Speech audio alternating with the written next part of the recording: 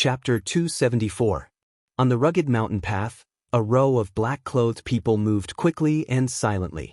They were climbing the back mountain of One Sword Peak, which didn't even have a mountain path. It was a completely deserted area. Thorns, poisonous insects, steep slopes, and rocks that could fall at any time. It was a hair-raising walk. This group of black-clothed people were dressed uniformly and strangely. They wore black hats that looked like swimming caps, and they wore tight-fitting black fiber uniforms.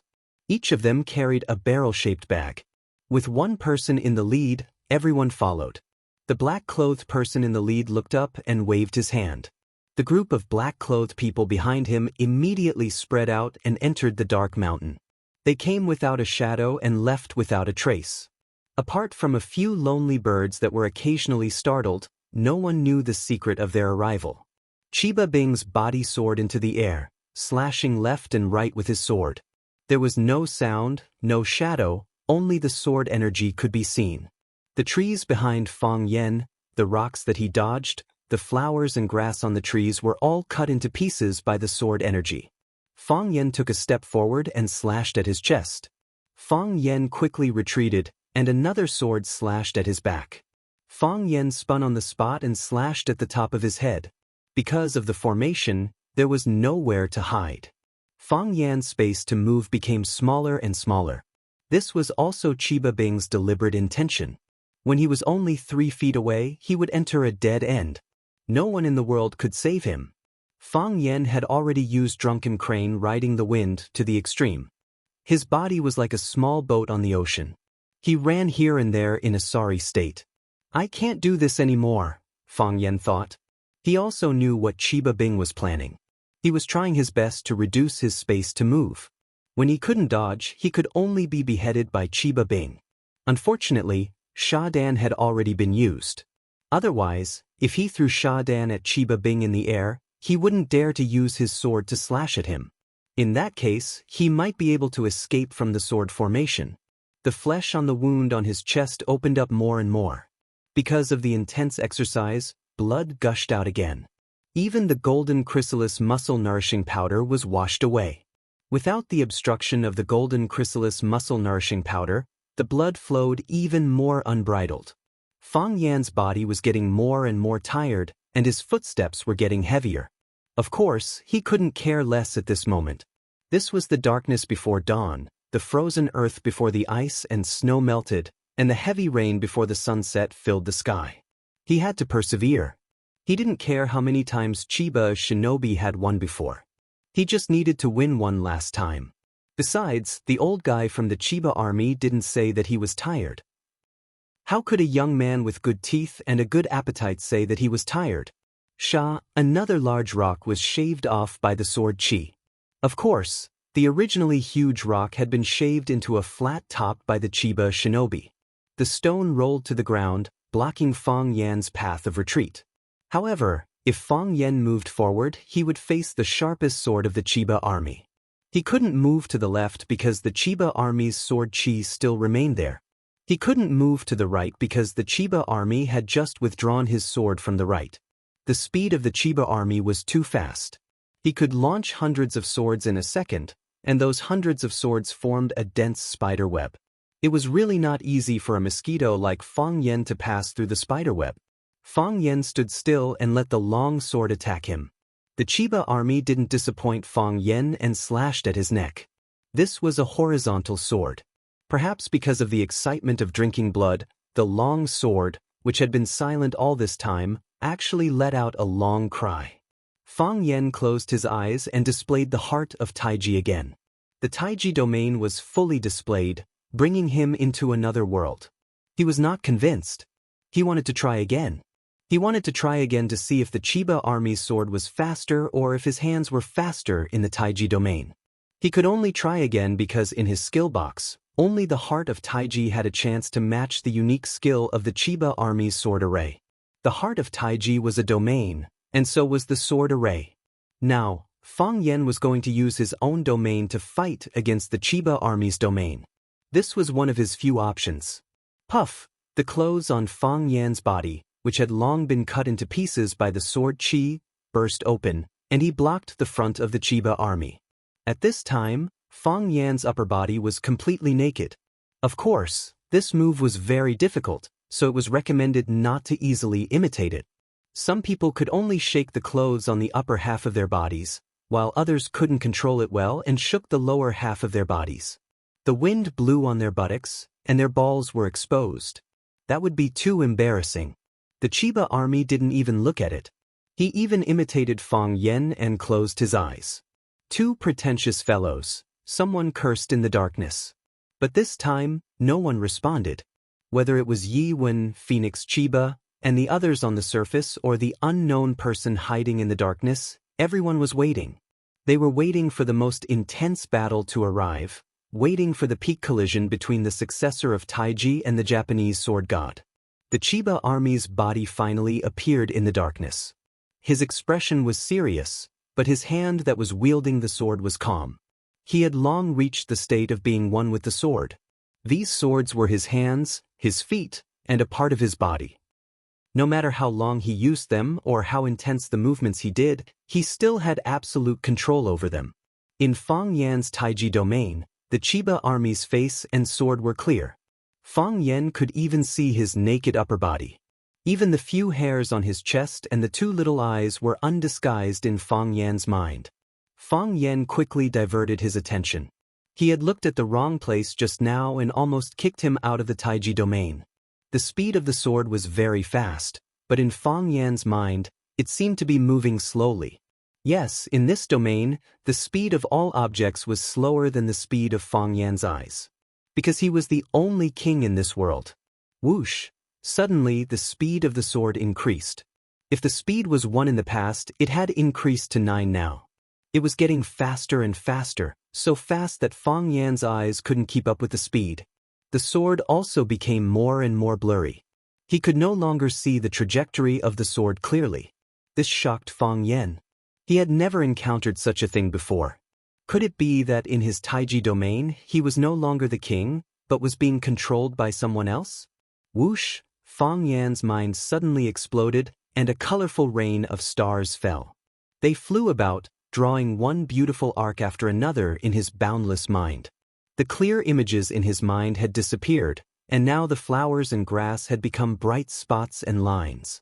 Hashirama Chiba's body turned into a moving dot of light, and the long sword he swung was a glowing line. Fang Yan stretched out his hand. Crack, crack, Fang Yan's hand pierced through the sword chi surrounding the long sword. The sword chi exploded, giving off a strange sound. However, the sword energy didn't hurt Fang Yan. Fang Yan's hand finally grasped the blade of Chiba Abe's sword. This was impossible in the past, but it was happening right in front of his eyes. The heart of Taiji, the heart follows Taiji. Sometimes, it's not you who thinks about how to fight, but the heart of Taiji will lead you to fight. This was what the old drunkard said to Fang Yan. The old drunkard was a martial arts genius. Until now, no one dared to refute this. What he said was naturally very reasonable. Taiji was the protagonist, and people were the carrier of Taiji. This was the state that Fang Yan could experience. However, he didn't know what kind of state it was. Did it evolve, or did it deteriorate? Did the heart of Taiji upgrade, or did it mutate? Among a million Taiji practitioners, one lucky person might understand the heart of Taiji. Each of the 10 Taiji practitioners who understood the heart of Taiji had a different growth process. Some of them reached the sky in one step and achieved the diamond body. Some of them fell into hell, and their bodies and emotions changed. The heart of Taiji disappeared for no reason. The reason why Fang Yan ran away was that he couldn't feel the existence of the heart of Taiji. Instead of saying that he was afraid that Yiro would beat him up, he was afraid that the heart of Taiji would never come back. Therefore, after the heart of Taiji returned, he wouldn't feel embarrassed even if Yiro beat him up in front of hundreds of teachers and students. Instead, he was secretly happy. Look at me, look at me, look at how much I've been beaten up. The long sword stopped moving forward, and Hashirama's body also froze in the air. Hashirama lowered his head and looked at the long sword in his hand. He sighed softly and said, "You understand?" "Yes," Fang Yan said. "What did you understand?" "I don't know," Fang Yan said. He really didn't know what he had understood. He didn't even know if he had understood it or not. Hashirama asked him if he had understood it, but he was too embarrassed to say that he hadn't. That would be really embarrassing. You have indeed comprehended it, Chiba Shinobu said and sighed deeply again. His high spirit was gone, and so was his sword. The soul of the invincible Japanese god of swordsmanship was suddenly taken away. He was a little dispirited and said, "I've practiced swordsmanship all my life, and I've sought the way of heaven. Even heaven is helping you. What can I do?" Fighting with heaven was endless joy. Fighting with earth was endless joy. Was that really the case? Was the power of heaven and earth something a mere martial artist could consume? Fang Yen didn't care about that. He only remembered a saying, "Take advantage of your enemy's weakness." Just as Qianye was feeling melancholic, Fang Yen slapped his chest with his palm. The long sword in Hashirama's hand fell, and his body fell toward the cliff of One Sword Peak like a paper kite without a string. Chapter 275. Father! Chiba Kaori cried out anxiously. She blurted out in Japanese. Right now, no one cared whether others could understand her or not. She had witnessed her father being slapped down the cliff of One Sword Peak by Fang Yan's palm. The cliff was so high that she and the woman who kidnapped her had to climb it for half an hour, and they had to start climbing from the middle of the mountain. If her father fell down like that, wouldn't he die? She was heartbroken. Tears flowed out of her eyes as she rushed toward the spot where Chiba Hajime had fallen. Phoenix grabbed her arm and shouted, "Stop! You are now my captive. Whether you live or die is up to me. Let me go." Chiba Kaori struggled with all her might. Ever since she met Phoenix, their conversation had been very pleasant. Even when she was kidnapped, she still had a smile on her face. This was the first time she tried to break free from Phoenix's control. With a flick of her wrist, Chiba Kaori fell to the ground. "I don't have tender feelings for the fairer sex," Phoenix said with a cold smile. Chiba Haomu had just opened his eyes when he happened to see his father's body falling down the cliff. His eyes were wide open. He couldn't imagine how his father had failed. He was the invincible Japanese sword god, the faith of Japanese samurai, and the totem of kendo. How could he have lost? He got up, ignoring the pain in his body, and rushed toward the cliff where his father had disappeared. Qing Yin had already stopped fighting with Fang Yinging. The moment he saw his master, Chiba Hajime, being beaten down the mountain by Fang Yen, he was dumbfounded. He knew how powerful Chiba Hajime was. He also knew how powerful Fang Yen was. Fang Yen, that bastard, did he use Shadan again? Fang Yinging was also dumbfounded. He was really dumbfounded. He didn't expect Junior Martial Uncle to win. How did Junior Martial Uncle win? Logically speaking, Junior Martial Uncle should not be able to defeat the Chiba army. This kind of thing did not make sense at all. In the beginning, Junior Martial Uncle had offended so many masters with his vicious tongue. Should he and Fang Haohen run away tomorrow or not? Because he was thinking about this problem, he forgot to take the opportunity to deal a harsh blow to Qing Yin. Therefore, it could be proven that he was truly a fool. Qing Yin only snapped out of his daze when he saw Qianye Haowu crawling up from the ground and about to jump off the cliff. Using his full speed, he grabbed Qianye Haowu, who was about to fall from the sky, and pulled him back. Before Qianye Haowu could resist, he slapped the back of his neck, and Qianye Haowu fainted again without a sound. They cooperated very well. To be honest, Fang Yen was also a little surprised. He knew that he was going to face a tough battle, and he had indeed been on the verge of death countless times. However, the sudden appearance of this state and the mutated Taiji heart made him completely unable to control it. In other words, he didn't even know if such a state would appear again in the future. Of course, even though he was confused, he still had to grasp the key point at the crucial moment. He knew what he should do and what he shouldn't do. What he should do was not to stand there in a daze, but to jump off the cliff with Qianye Haowu. Fang Yen also jumped off. Phoenix said to Qianye Haowu, who was still trying to crawl up from the ground, "Don't worry, your Mr. Fang jumped down to save your father." Qianye Haowu looked over in surprise, and indeed, she saw her Mr. Fang jumping off the cliff.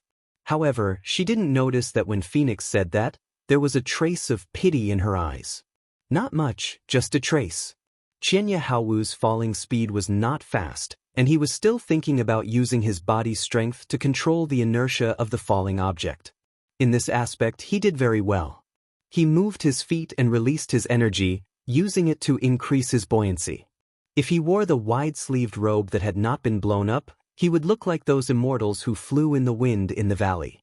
This action was really cool. Fang Yen fell very fast because he needed to be fast.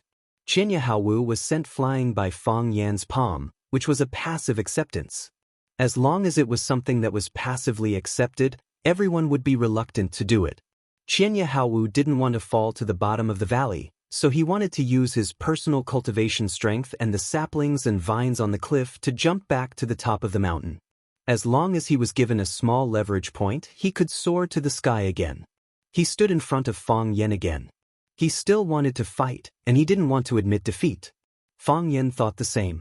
He also wanted to fight, and he didn't think that Qianya Haowu had lost. As long as he was alive, he wouldn't lose. It wasn't easy for him to defeat him. If he didn't take the opportunity to kill him, what if he challenged him again after he recovered? What if he shamelessly challenged Fang Yingying and Fang Haohan? What if he challenged Yi Gentle, that wild woman? Fight. Keep fighting.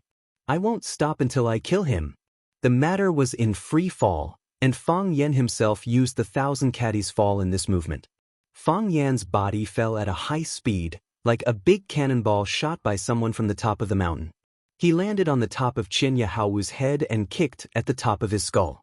If this kick landed, Qianya Haowu's head would be stomped into his stomach. Qianya Haowu waved his arm, and his body moved inward by 10 feet. It was only because of this subtle balance that Fang Yan's heavy body fell below him. Qianya Haowu laughed wildly and shouted, "You came at the right time. I was worried that there was no one to accompany me on the long mountain road. It's too lonely to be alone." As he spoke, he had already kicked 32 times at Fang Yan's head, face, and spine. He exerted his strength very well. Even though he was doing gravitational movements, he still managed to keep his body above Fang Yan's head. Fang Yen kept using his hands to parry, and it was very difficult for him to avoid Qianya Haowu's killing moves. Crack! An extended sapling was knocked down by Fang Yan's body. It was at the moment when his back touched the sapling that Fang Yan's body had already sensed it.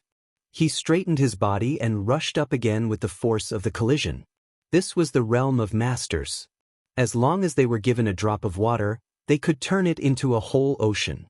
As long as they were still breathing, they might have the opportunity to kill your whole family. Fang Yen punched out with a single fist, just like Ultraman's cold and aloof appearance when he was summoned. The difference was that one was charging from the sky to the ground, while the other was charging from midair to the sky. Qianya Haowu's right foot straightened and stabbed toward Fang Yan's fist like a sharp sword. He wanted to cut off Fang Yan's fist and split his whole body in half from top to bottom. Don't be fooled by the fact that he was only using one leg. That leg was his invincible sword. Boom! Fang Yen threw out a punch and forcefully hit the tip of the foot that Fang Yen had stretched out. Qianya Haowu's foot shrank, and the shoe on his foot suddenly disappeared. Before he could fully display his sword energy, Fang Yen had already hit him with all his strength. Qianya Haowu's body also rose, but he was hit by Fang Yen. He stretched out his hand, and a handful of leaves fell into his palm. With a flick of his finger, a leaf silently pierced toward the center of Fang Yan's eyebrows. Flying flowers and leaves could hurt people. This was the strength of Qianya Haowu. It was the same principle as when Fang Yen penetrated the paper with his internal force and disfigured the willow tree. Fang Yen punched out and sent the leaf flying. Qianya Haowu flicked out 2 more leaves in a row.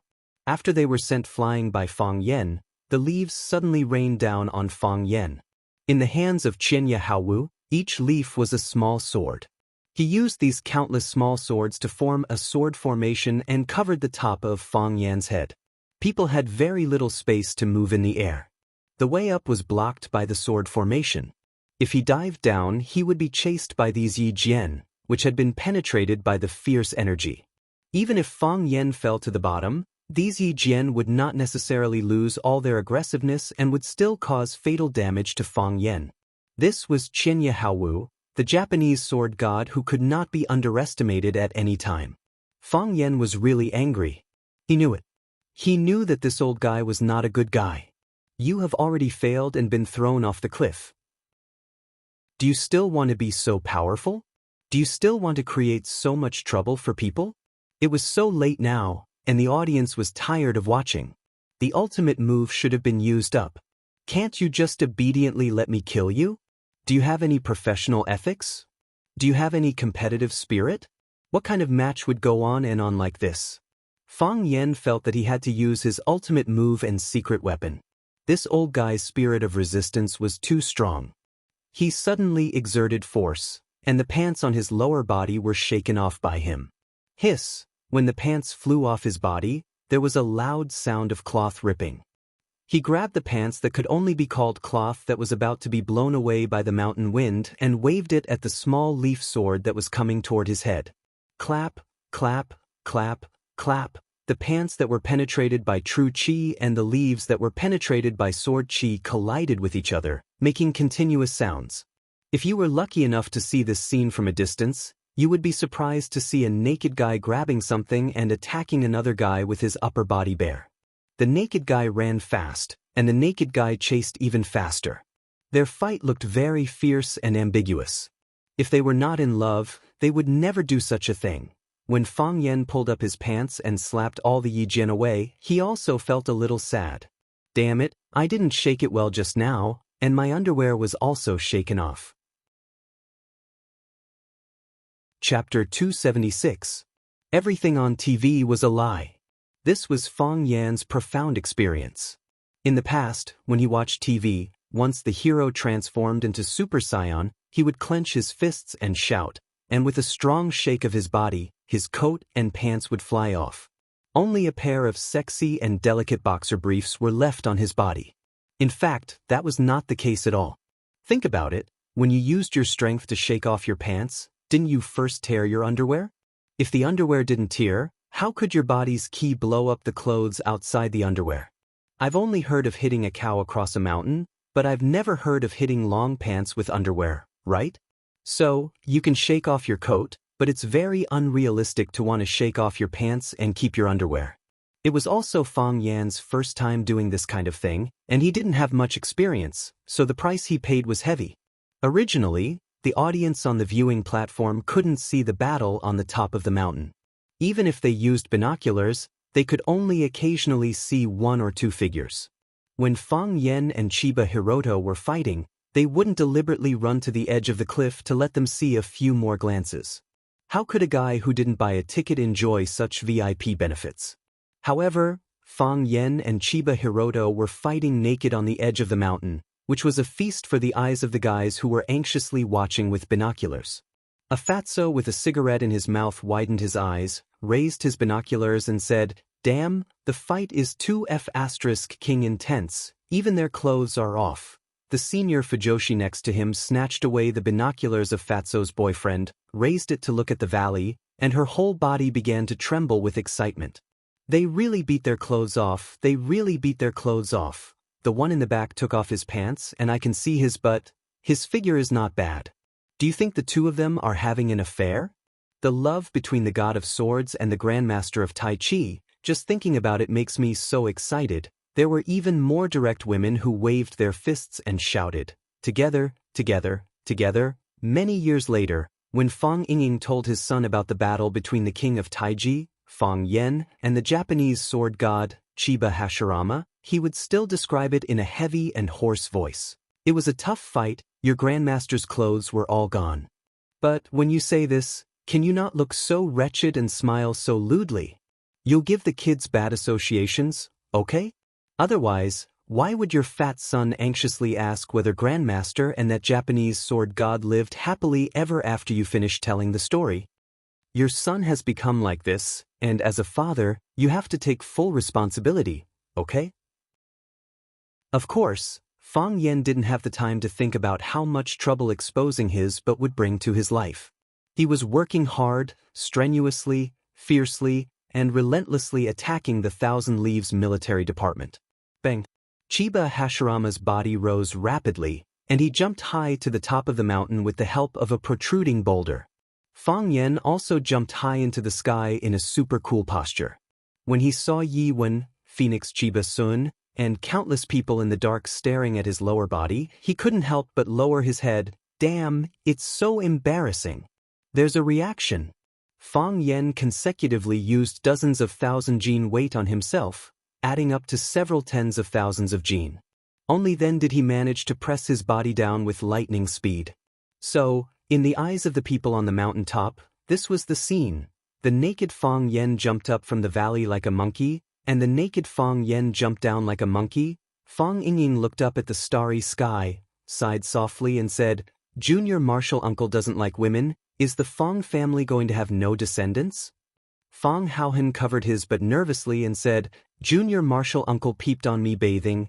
Junior Marshal Uncle took me to Shihizi Reservoir to catch crayfish, and he tricked me into taking off all my clothes. I was still young at that time, and I didn't have any awareness of defense."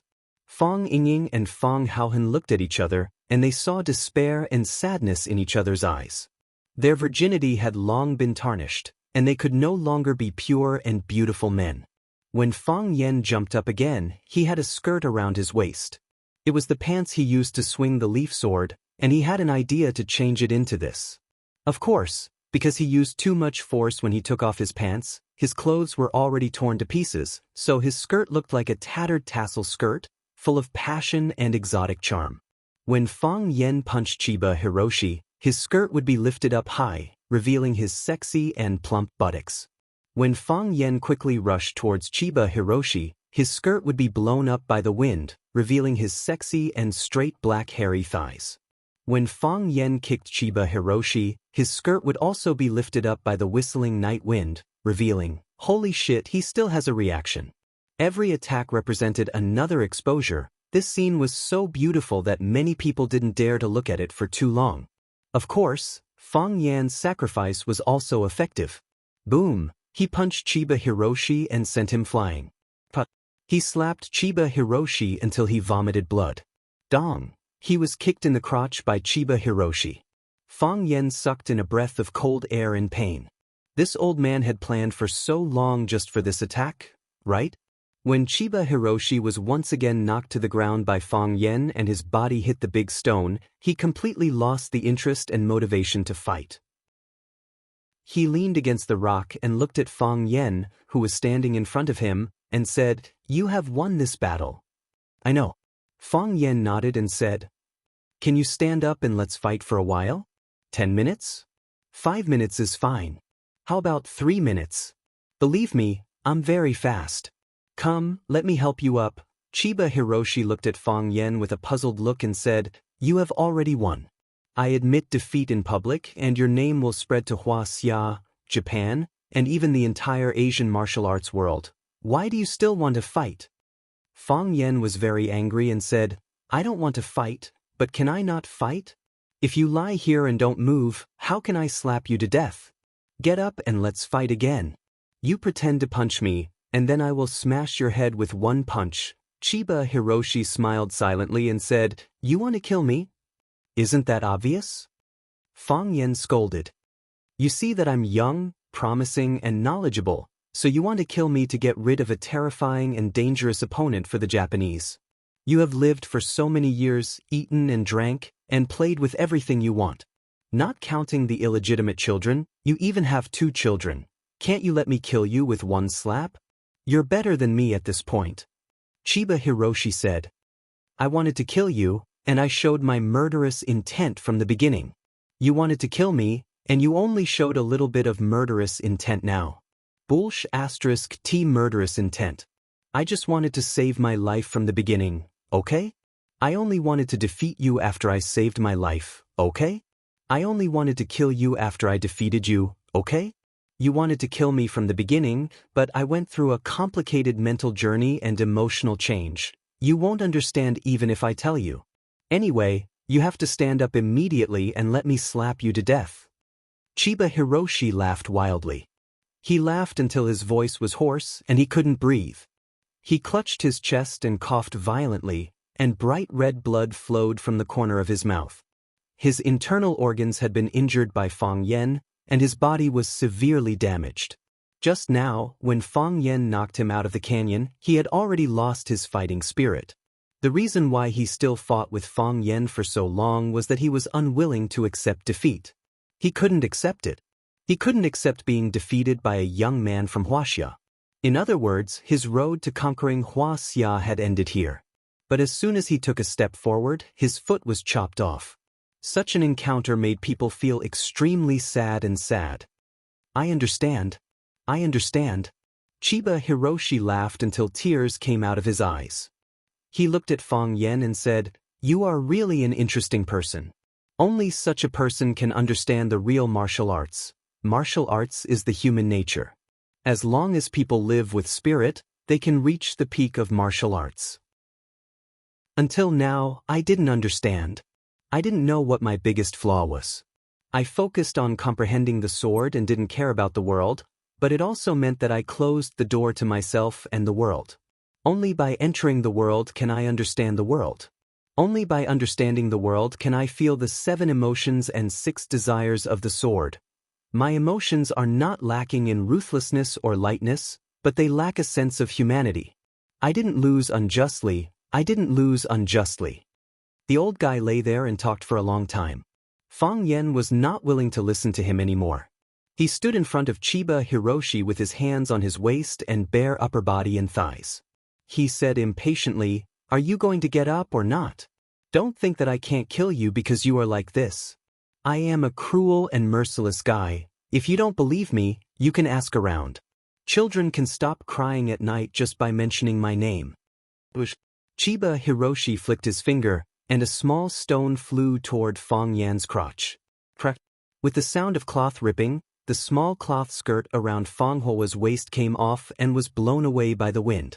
Fang Yen stood where he was for a few seconds, and then he grinned. "You started it this time." Fang Yen dashed forward with his bare buttocks. He punched and kicked Chiba Shinobu, who was lying on the ground. Cloud-piercing palm, cloud-collapsing fist, monkey-plucking peach, black tiger gouging heart, beast somersault 360 degrees Tokyo Tower. Chapter 277. Some people say that happiness is not because you get too much, but because you care too little. Fang Yen had long wanted to drag the guy who said this out and beat him up. It was easy to say, but if someone took off your pants and exposed your butt in front of everyone, would you not care and pretend that nothing had happened? I hate it when people act cheap. Fang Yen felt someone patting his butt. Oh, it was the wind. Fang Yen felt someone pulling his arm. He turned around abruptly and saw Chiba Kaori standing timidly behind him. She was helpless and pitiful. She said, "Mr. Fang, please, don't beat my father anymore, okay?" Fang Yen felt a headache coming on. When men were fighting, women should not be watching at the scene, should they? He kicked Chiba Kaori and said, "Your father wanted to kill me, so it's natural for me to kill him now. Am I right?"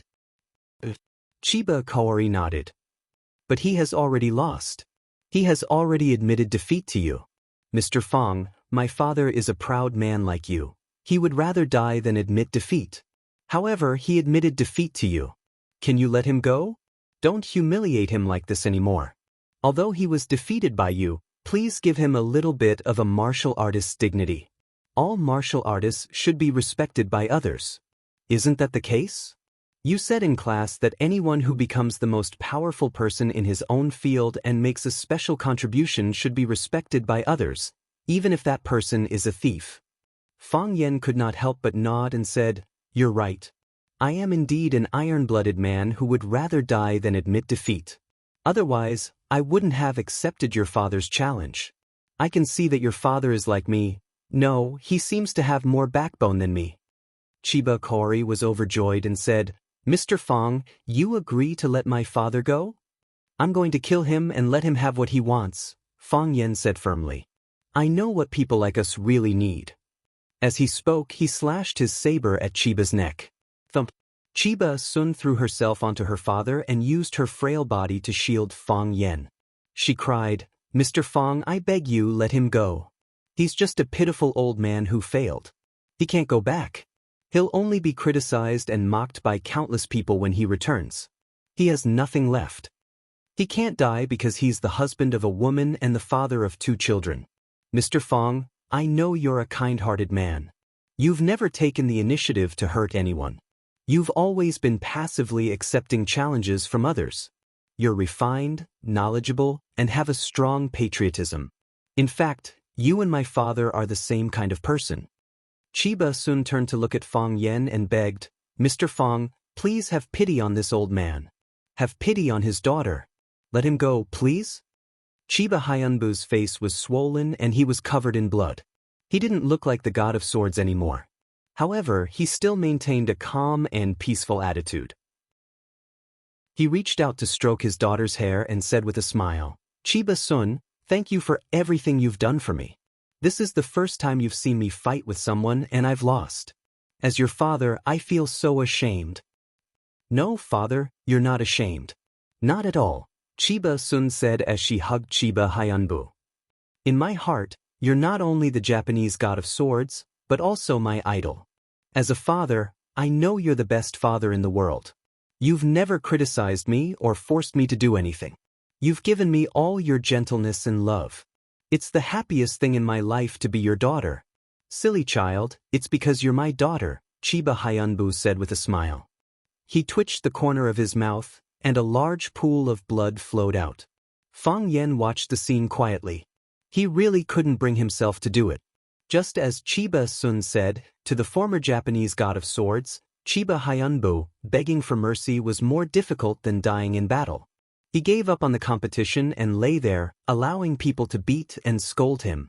In fact, he was already prepared to die. Otherwise, he wouldn't have thrown that pebble at Fong Yan's fringed underwear. It was reasonable for Fong Yan to beat him to death for such a provocation. Even the old guys who were watching from the sidelines wouldn't say anything because it was natural for martial artists to fight back when they were attacked. However, Chiba-sun begged for mercy on his father's behalf, which made him feel worse than slapping Chiba Hyunbu dozens of times in public.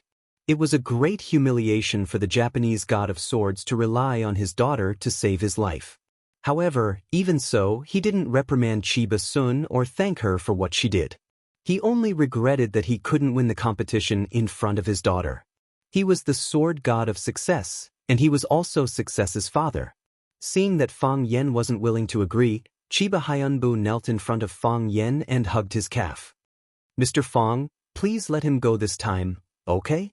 I'll agree to any condition you want. I know you're angry and I know you're angry. Please take it out on me. I'm his daughter, and I'm willing to take all the revenge for him. Fong Yen looked at Chiba-sun and asked, if I was defeated by your father, would you plead for me?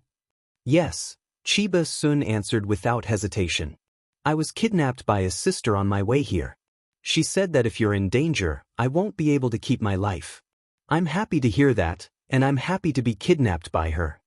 Seeing Phoenix walking over, Fong Yen knew that she wasn't lying. He looked at Chiba Hyunbu, who was lying on the ground, and said, if I fail and plead for you, would you let me go? You know the answer, Chiba Hyunbu said. Why do you need to ask others? I know the answer, Fong Yen said. I know you won't let me go. You'll definitely swing your sword and kill me. You see, this kind of thing is really difficult. If I let you go, it won't be fair to me. If I kill you, it'll seem like I'm heartless. Why don't you kill yourself?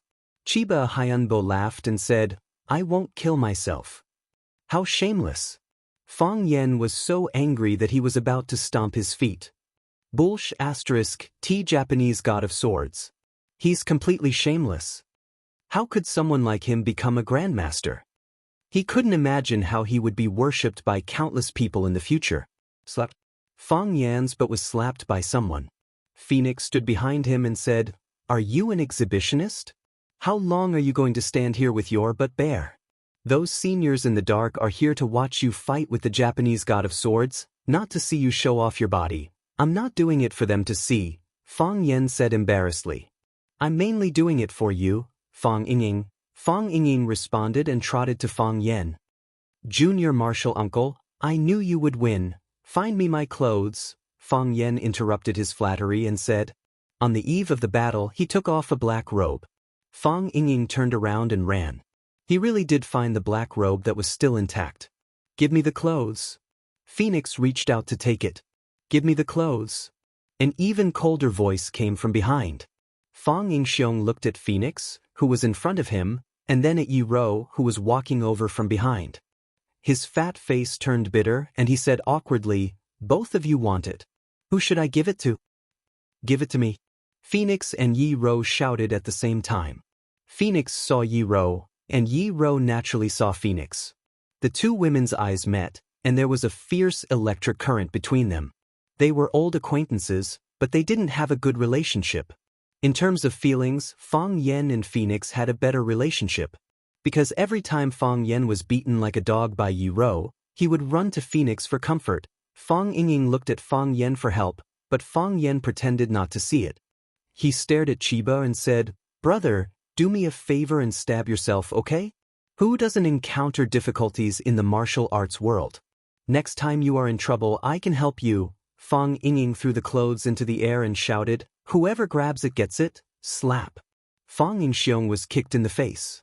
The kick made him dizzy and confused. He felt like he was about to fall to the ground. Bang. He was kicked in the stomach, and his body rolled on the ground like a ball. Phoenix sneered and said, "I told you to give it to me, so give it to me. Why are you talking so much nonsense? Don't play tricks with me.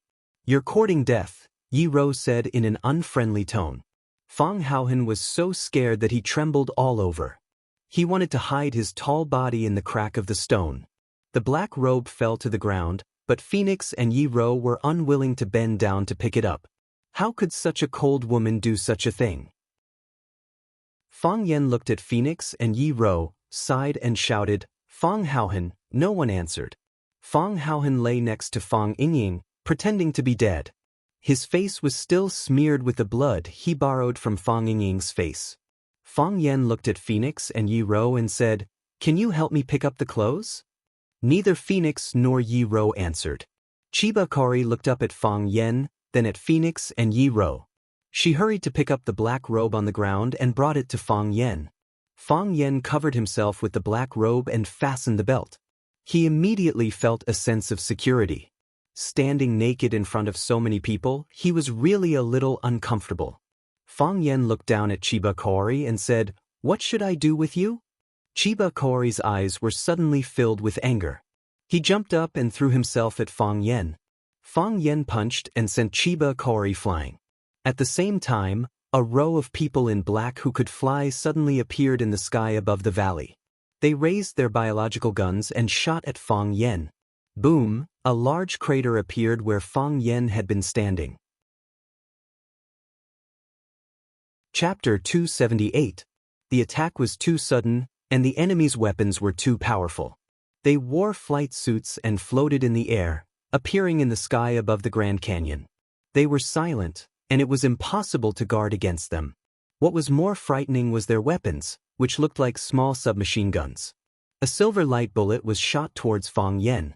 When the light bullet hit the hard rock, it actually smashed a huge hole in the rock. If someone were to stand there, they would probably shatter into pieces just like those stones. Not even their dregs could be found. These people came and went like ghosts. They were equipped with advanced equipment, and they used a killer move as soon as they appeared.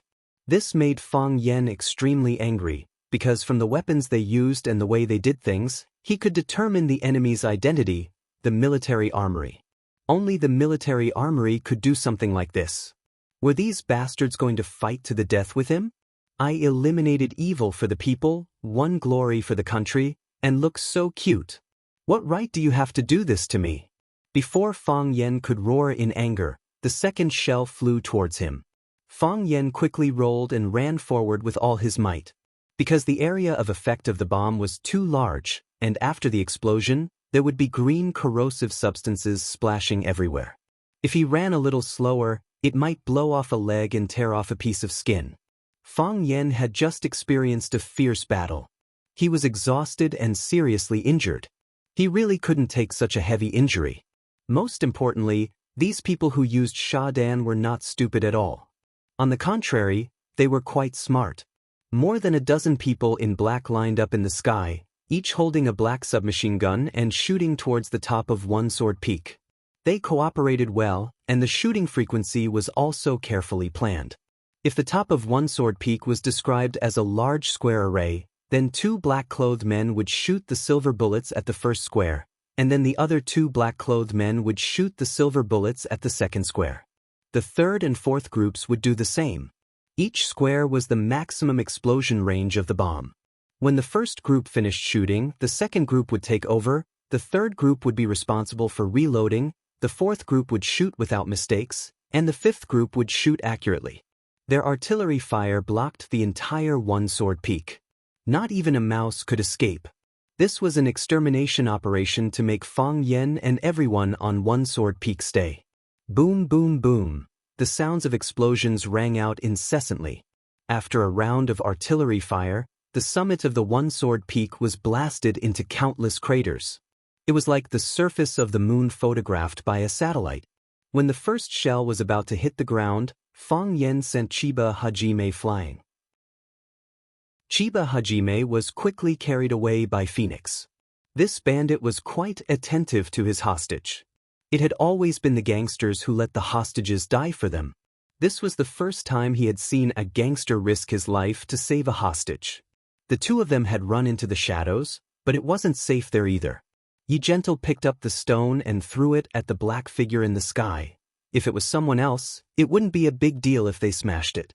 Trying to use a small stone to shoot down an expert with an aircraft in the air was undoubtedly a dream. However, if the person who threw the stone was Yi Ro, the situation would be different. Yi Ro attacked with hatred. Her strength was astonishing. In her hands, a stone thrown out was no different from a shell shot by the men in black with a submachine gun. It was just that there were no explosions or special effects. Because she was too fast and the stone was flying too fast, no one could hear the sound of the stone flying until it reached the target. Bang! The stone hit the black-clothed man's body. The man screamed and died tragically. There was a big hole in his chest, which was wearing a special bulletproof vest, and the bones in his chest were all broken. The submachine gun in the hands of the man in black stopped firing. His body was carried by the aircraft and drifted in the sky like a ghost without a master. Everyone, disperse and be careful. Seeing that one of his team members was killed by a stone, the captain of the flight team warned in a low voice and gave the order. The black-clothed men immediately broke up their formation and headed towards the summit of One Sword Peak in pairs. With another round of artillery fire, they would be able to blast the entire One Sword Peak into a wasteland. After Yi Ro threw the first stone, she didn't wait for its final result. When the man in black screamed before he died, she had already picked up 2 more stones and threw them at the other 2 men in black in the air. Burst fire. Bang. Only one sound was made, but 2 people were hit at the same time. One's head was smashed by the stone, and blood splattered everywhere. The other one was even more unlucky. His armory was hit by the stone. Boom. The body of the man in black exploded in the air. Countless pieces of flesh and blood flew in the air. The captain of the flight team quickly dodged, but his back was still hit by something. His back was the flight bag of the aircraft, so it helped him block some of the attacks. However, this still made the captain furious. He shouted, "Kill them all, kill them all." As he spoke, he held the submachine gun and fired at Yi Ro's position. He saw how powerful Yi Ro was and knew that she was the culprit who caused them to lose 3 of their fighters. In the blink of an eye, they lost 3 trained pilots. This made him feel like his heart was bleeding. He only had these few good seeds, so he couldn't give them up so easily. Otherwise, his position as the captain would be over, and he would be dead when he returned. Hearing the captain's angry roar, the other team members desperately rushed to the top of the mountain. Idiot! Every time a team member died, a red star would be destroyed on their silver shield. This was just the beginning, and they had already destroyed 3 red stars. This meant that 3 of their team members had left the team forever. They were both angry and afraid. No one wanted to be the next unlucky person. If they didn't want to be killed, they could only kill. If they ruthlessly killed the other party and completed the mission as quickly as before, they would be safe. Rumble, rumble, gunfire rained down, and the rumbling sound was endless. On the viewing platform, the audience who didn't know what was going on looked at the top of the mountain in confusion and said, "What's going on? Why do I hear thunder?" It's not thunder, it's Tai Chi Master Fang Yen and the Japanese sword god sparring. They are using their ultimate moves at the same time. One is using the Tai Chi turtle wave technique, the other is using the Japanese ninja technique. There's someone in the sky, look, there's someone in the sky. Lao Jun Pavilion. Jiang Zhulu raised his binoculars and looked, and his expression became ferocious. He looked at Lu Qingming and Lan Shanggu who were sitting in front of him and said, "Brothers, looks like we have to leave first." "What's going on?" Lan Shanggu took Jiang Zhulio's binoculars and looked, then said, "Someone wants to kill us all? Don't tell me they want to put shit on us three brothers?" "What a good move." Jiang Zhulu smiled and said, "Those people are so ruthless, we can't stay and clean up their mess." Lu Qingming also took the binoculars. This was the first time he looked at the top of the mountain with binoculars. After a few glances, he said, "Who are those people? They're so ruthless. They didn't just want to kill Fang Yen, right? But, since it's like this, it's probably too late for us to leave now, right?" "Who knew this would happen?" Lan Shanggu smiled bitterly. "If I knew this would happen, I wouldn't have come." Jiang Zhulu looked at Lan Shanggu with a smile and said, "Brother Shanggu, if Fang Yen really couldn't go back today, wouldn't it be easier for you to do business? Lu Chaoga isn't an easy person to negotiate with." Lan Shanggu shook his head and said, "If Fang Yen died, Lu Chaoga would be a toothless tiger. Other than having a fierce temper, what's the difference between him and a big cat?" Jiang Zhulu smiled and said, Lan Shanggu looked at Jiang Zhulu and said, "Even if Fang Yen can't go back tonight, isn't there an even bigger tiger standing behind Lu Chaoga? That tiger is a real tiger. That tiger is too far away from us. Unless Lu Chaoga moves his company to Beijing, as long as he stays in Huaqing, he can forget about leaving us brothers to get rich. This is the rule, no one can come." Jiang Zhulu, Lu Qingming, and Lan Shanggu looked at each other and laughed. A new alliance of benefits was formed. At the very least, at this moment, everyone present seemed sincere enough. If something happened to Fang Yen, Jiang Zhulu, Lan Shanggu, and Lu Qingming would all be suspects. If Fang Yen were to die, it would be the end of everything.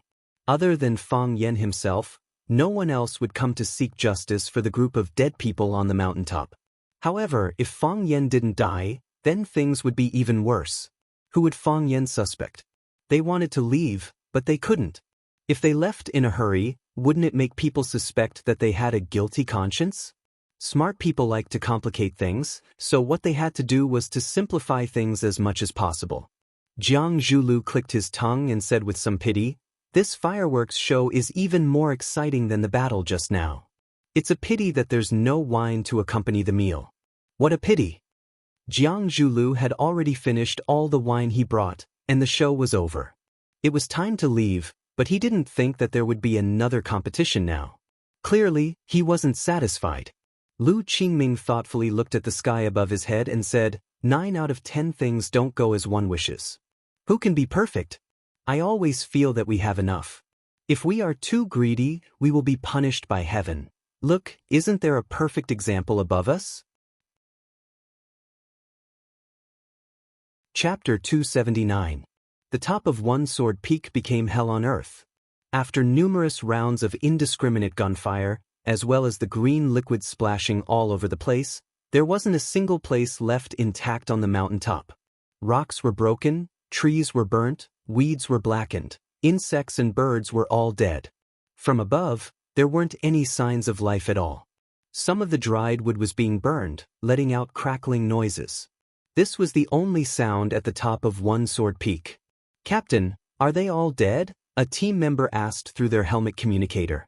They originally only wanted to kill Fang Yen alone, but his resistance was so intense that they were afraid of being crushed to death by the rocks, so they madly fired at the top of One Sword Peak until they emptied all their weapons. They had lost their minds just now. According to their training, they weren't allowed to use up any more weapons after killing their target. They were supposed to keep at least 20% of their weapons for emergencies. This was the first time they'd ever done something like flattening an entire mountain in one go. Who told them to face a bunch of freaks that could fly around and shoot down airplanes with rocks? It should be, dash. The captain cautiously scanned his surroundings, then finally made his decision and said, "They're all dead." The captain gestured with his hand and ordered, "Retreat." The team members received their orders and prepared to dive down. At this point, something unexpected happened. A rock whistled towards the back of a black-clothed pilot. The pilot was shocked and raised his shield to block it. Clang! With a dull thud, the black-clothed pilot and his shield were both sent flying by the rock. It wasn't until he flipped a few times in the air that he screamed in pain and fell down into the abyss. "Hurry up and retreat," the captain issued an emergency order. "There's clearly no one here, so why are there still rocks flying towards them?" Following that, a catastrophic scene unfolded. Dozens of rocks were flying towards them, not just rocks, but also knives, iron lotus seeds, leaves, iron thorns, all sorts of strange objects were flying towards them. "Wait a minute, what's with that string of prayer beads?" "Captain, my aircraft was damaged. Dash, retreat. There's a lot of them. I need to replenish my weapons. The team members screamed out in pain. There were constantly members who were shot down or killed by the flying objects. They had no weapons to fight back. They wanted to escape, but the stones and hidden weapons followed them. The captain opened his mouth and was about to issue a new order when he suddenly found a rope around his neck. Panicking, he piloted the aircraft and prepared to escape. As soon as the aircraft flew over the canyon, a woman in black jumped up with a whoosh. She stepped on her shoulders like a heroine who was riding a flying beast to fight with humans. Yi Wen's short hair danced in the wind. She tied the whip around the captain's neck, and with a slight lift of the whip, the captain had to change direction according to her wishes. The captain felt extremely humiliated, but the rope was so tight that he couldn't breathe, let alone make a forceful counterattack. He took off his leather gloves and quietly reached into his pocket. There was still the last silver bullet. The reason why he kept it was to use it to perish together with the enemy. Now it really came in handy. His arm went numb, and the silver bullet was in the hands of that hateful woman. Yi Wen squatted on the aircraft behind the captain, holding the silver bullet, and asked, "As long as you press this red button, the bomb will explode. Is that right?" The captain's eyes were filled with fear, but he was unwilling to answer Yi Wen. Yi Wen took off the captain's helmet and said, "Let's do an experiment." She pressed the red button and stuffed the silver bullet into the captain's mouth. The rope around his neck disappeared, and the captain felt a lot more relaxed. Even his breathing became normal. He suddenly felt a little hot in his mouth, as if his mouth was getting bigger and bigger. "Huh? Isn't that my chin?" Boom! The silver bullet exploded in the captain's mouth. The exploded body and the aircraft he was carrying turned into pieces. The entire flying team was annihilated. Some people weren't weak, but they were unlucky. They allowed Fang Yen to fight to the death with the Japanese sword god, Chiba Toyotomi. If Chiba Toyotomi killed Fang Yen, they would retreat quietly as if they had never appeared. If Chiba was injured by Fang Yen or both sides were injured, they would kill and annihilate them when they were at their weakest and most fatigued. What other heaven-defying things could these two patients do? With the help of the most advanced aircraft, they were equipped with the most lethal firearms. With a round of artillery bombardment, even a Zenith Heaven Golden Immortal would be smashed into pieces by them. However, they didn't expect that because of the duel between Fang Yen and Chiba, some Lingnan masters and hermits who cultivated nearby all came to watch. There were so many masters on Solitary Sword Peak that it was enough to hold a martial arts circle convention. They used submachine guns to kill Fang Yen, which was equivalent to killing all those masters at the same time. These masters were more arrogant and unruly than the other. How could they be willing to be bullied for no reason? It was only natural for them to fight back when they got the chance. Therefore, the people in the arsenal and the people behind them didn't expect that they would offend such a group of lunatics and get such a miserable result. God will take care of those who are despicable, Fang Yen thought happily in his heart. If they weren't so despicable, they could still be good friends. At this time, all kinds of strange people crawled out from all kinds of unexpected places. There was a bald monk, a Taoist priest in a layman's robe, a one-eared fatso, a handsome middle-aged man in a black robe and a charming girl. Yi Gentle was fine, and so were Phoenix and Chiba Sun. Fang Yingying and Fang Haohan also crawled out from the corner, but they looked too disheveled. Of course, there were so many masters present that all looked disheveled. Fang Yingying and Fang Haohan trotted over and asked with concern, "Junior Martial Uncle, are you okay?" "I'm fine," Fang Yen said with a smile. "I didn't even have time to make a move before those guys were all killed," Fang Haohan said with a smile. They brought this upon themselves. "Good people like us will naturally be blessed by God and live a peaceful life," Fang Yingying said with a proud smile. Chiba Sun looked around for her father. Phoenix walked over and said, "These people had a good idea. Unfortunately, their luck wasn't that good. It's fine if they wanted to kill me, but they even bullied my idol seniors. This is too much," Fang Yen shouted with a face full of anger. "Arsenal, I will not live under the same sky as you guys. If I don't take revenge, I'm not a man." Phoenix glanced at Fang Yen and said, "All right, stop pretending to be angry. You're so happy that you can't even close your mouth, right? Didn't you shout out the name of the arsenal to let those old guys who were bullied hold a grudge against them? Now you've achieved your goal, haven't you?" Fang Yen secretly glanced around and whispered to Phoenix, "Don't tell anyone. That arsenal is too powerful, I can't deal with it alone. I have no reason not to do it if I can make a few enemies for them. Besides, they really want to kill everyone on the top of this mountain. I'm not lying. I won't say that. As for whether others will say it or not, I don't know. They have a strong sense of justice." Phoenix glanced at Yi Ro, who was standing at the side, and sneered. "I don't talk nonsense with people." Yi Ro looked at Phoenix's provocative eyes. "If I'm not satisfied with someone, I'll just beat them up. What made you so arrogant that you think you're invincible? More and more people are defeated by me. Others might be afraid of you, Yi Ro, but I'm not. You're the #1 in Neijiang, aren't you just bragging? If you're not convinced, you can try. Anytime, I say." Fang Yen wanted to mediate. "Today is a big day, there's no need to be so contradictory, right?"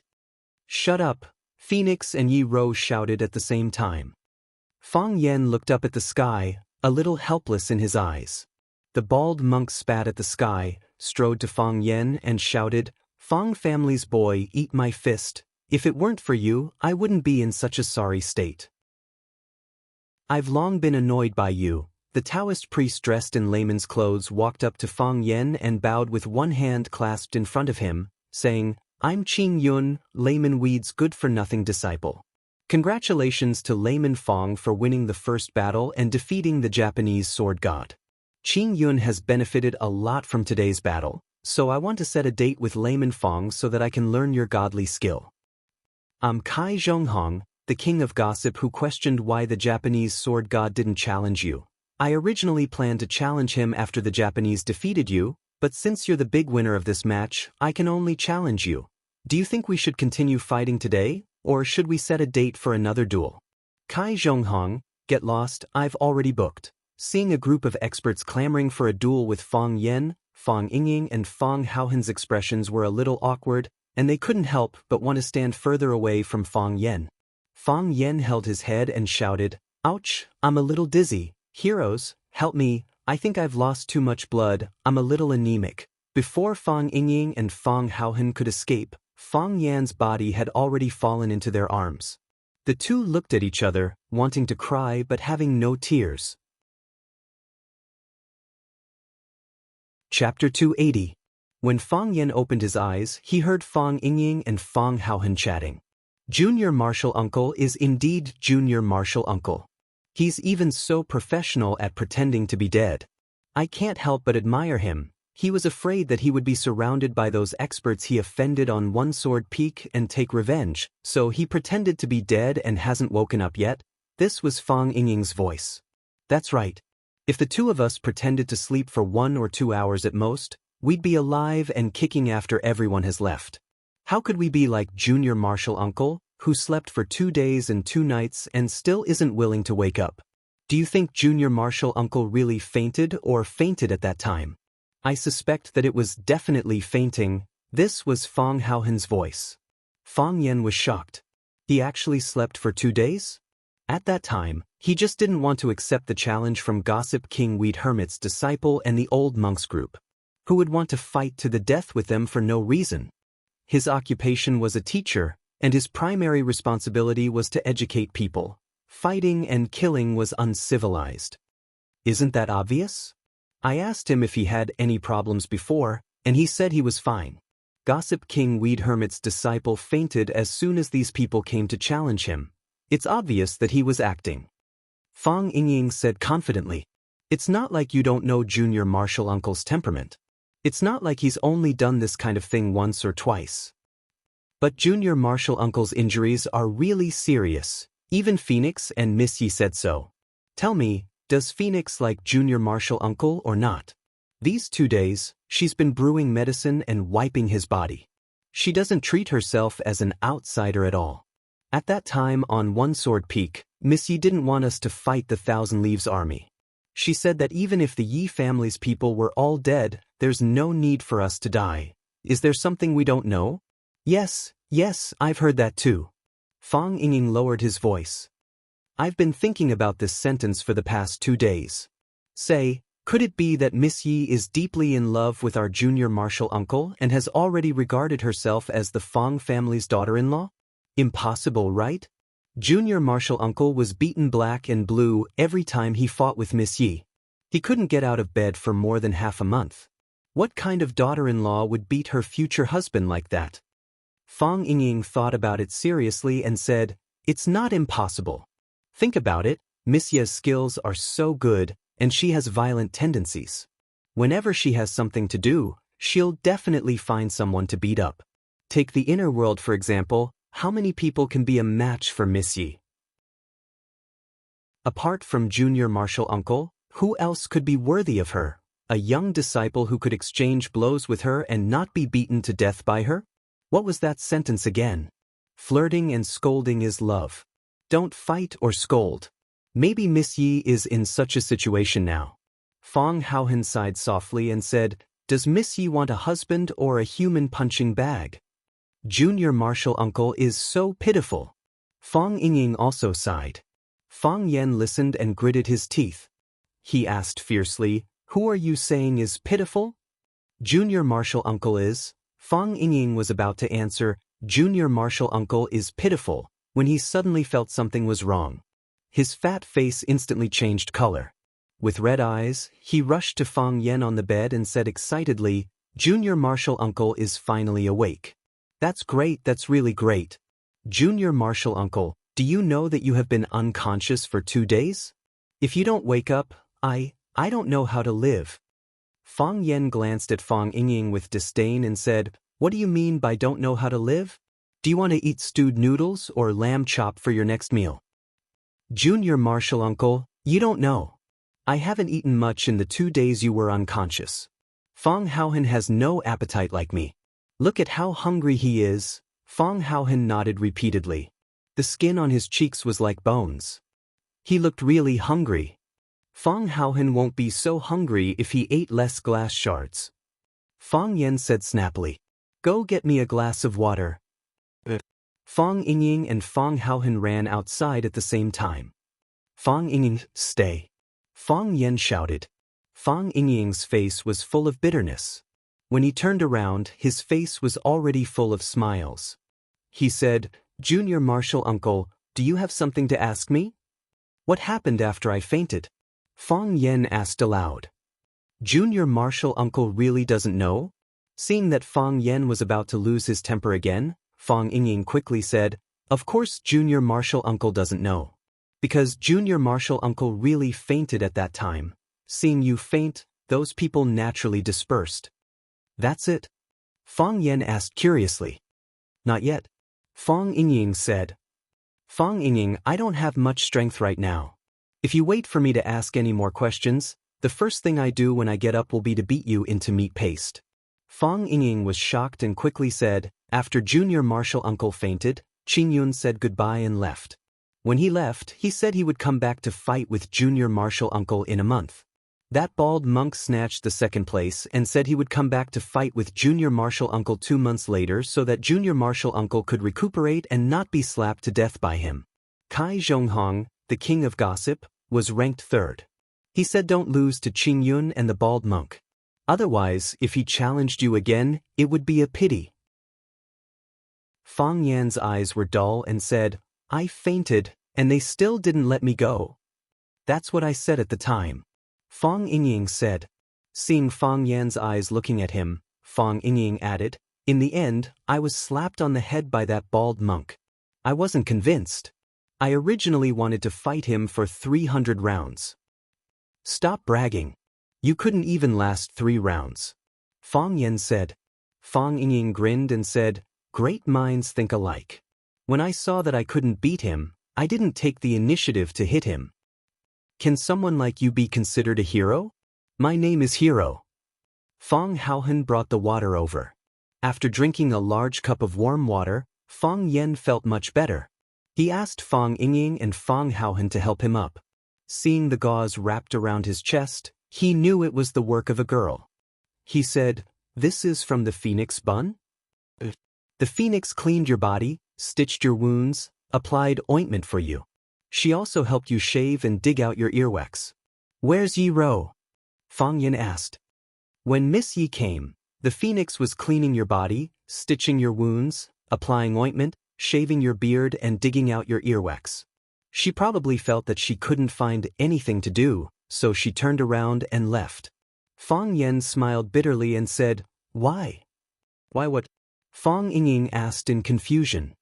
What do you know? Fang Yan shouted angrily. Everything was done by the phoenix. What did you 2 idiots do?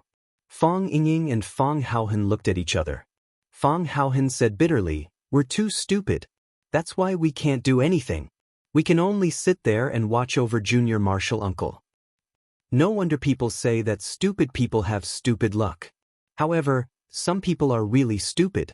Some people are just pretending to be stupid. Knock knock knock. Fang Yingying went forward and gently knocked on the door. The wooden door of the small courtyard was pulled open. Qing Yin saw Fang Yan, Fang Yingying, and Fang Haohen standing at the door. He asked cautiously, what do you want? Qing Yin's Huaxia language was still not good. It took a lot of effort to understand what he was saying.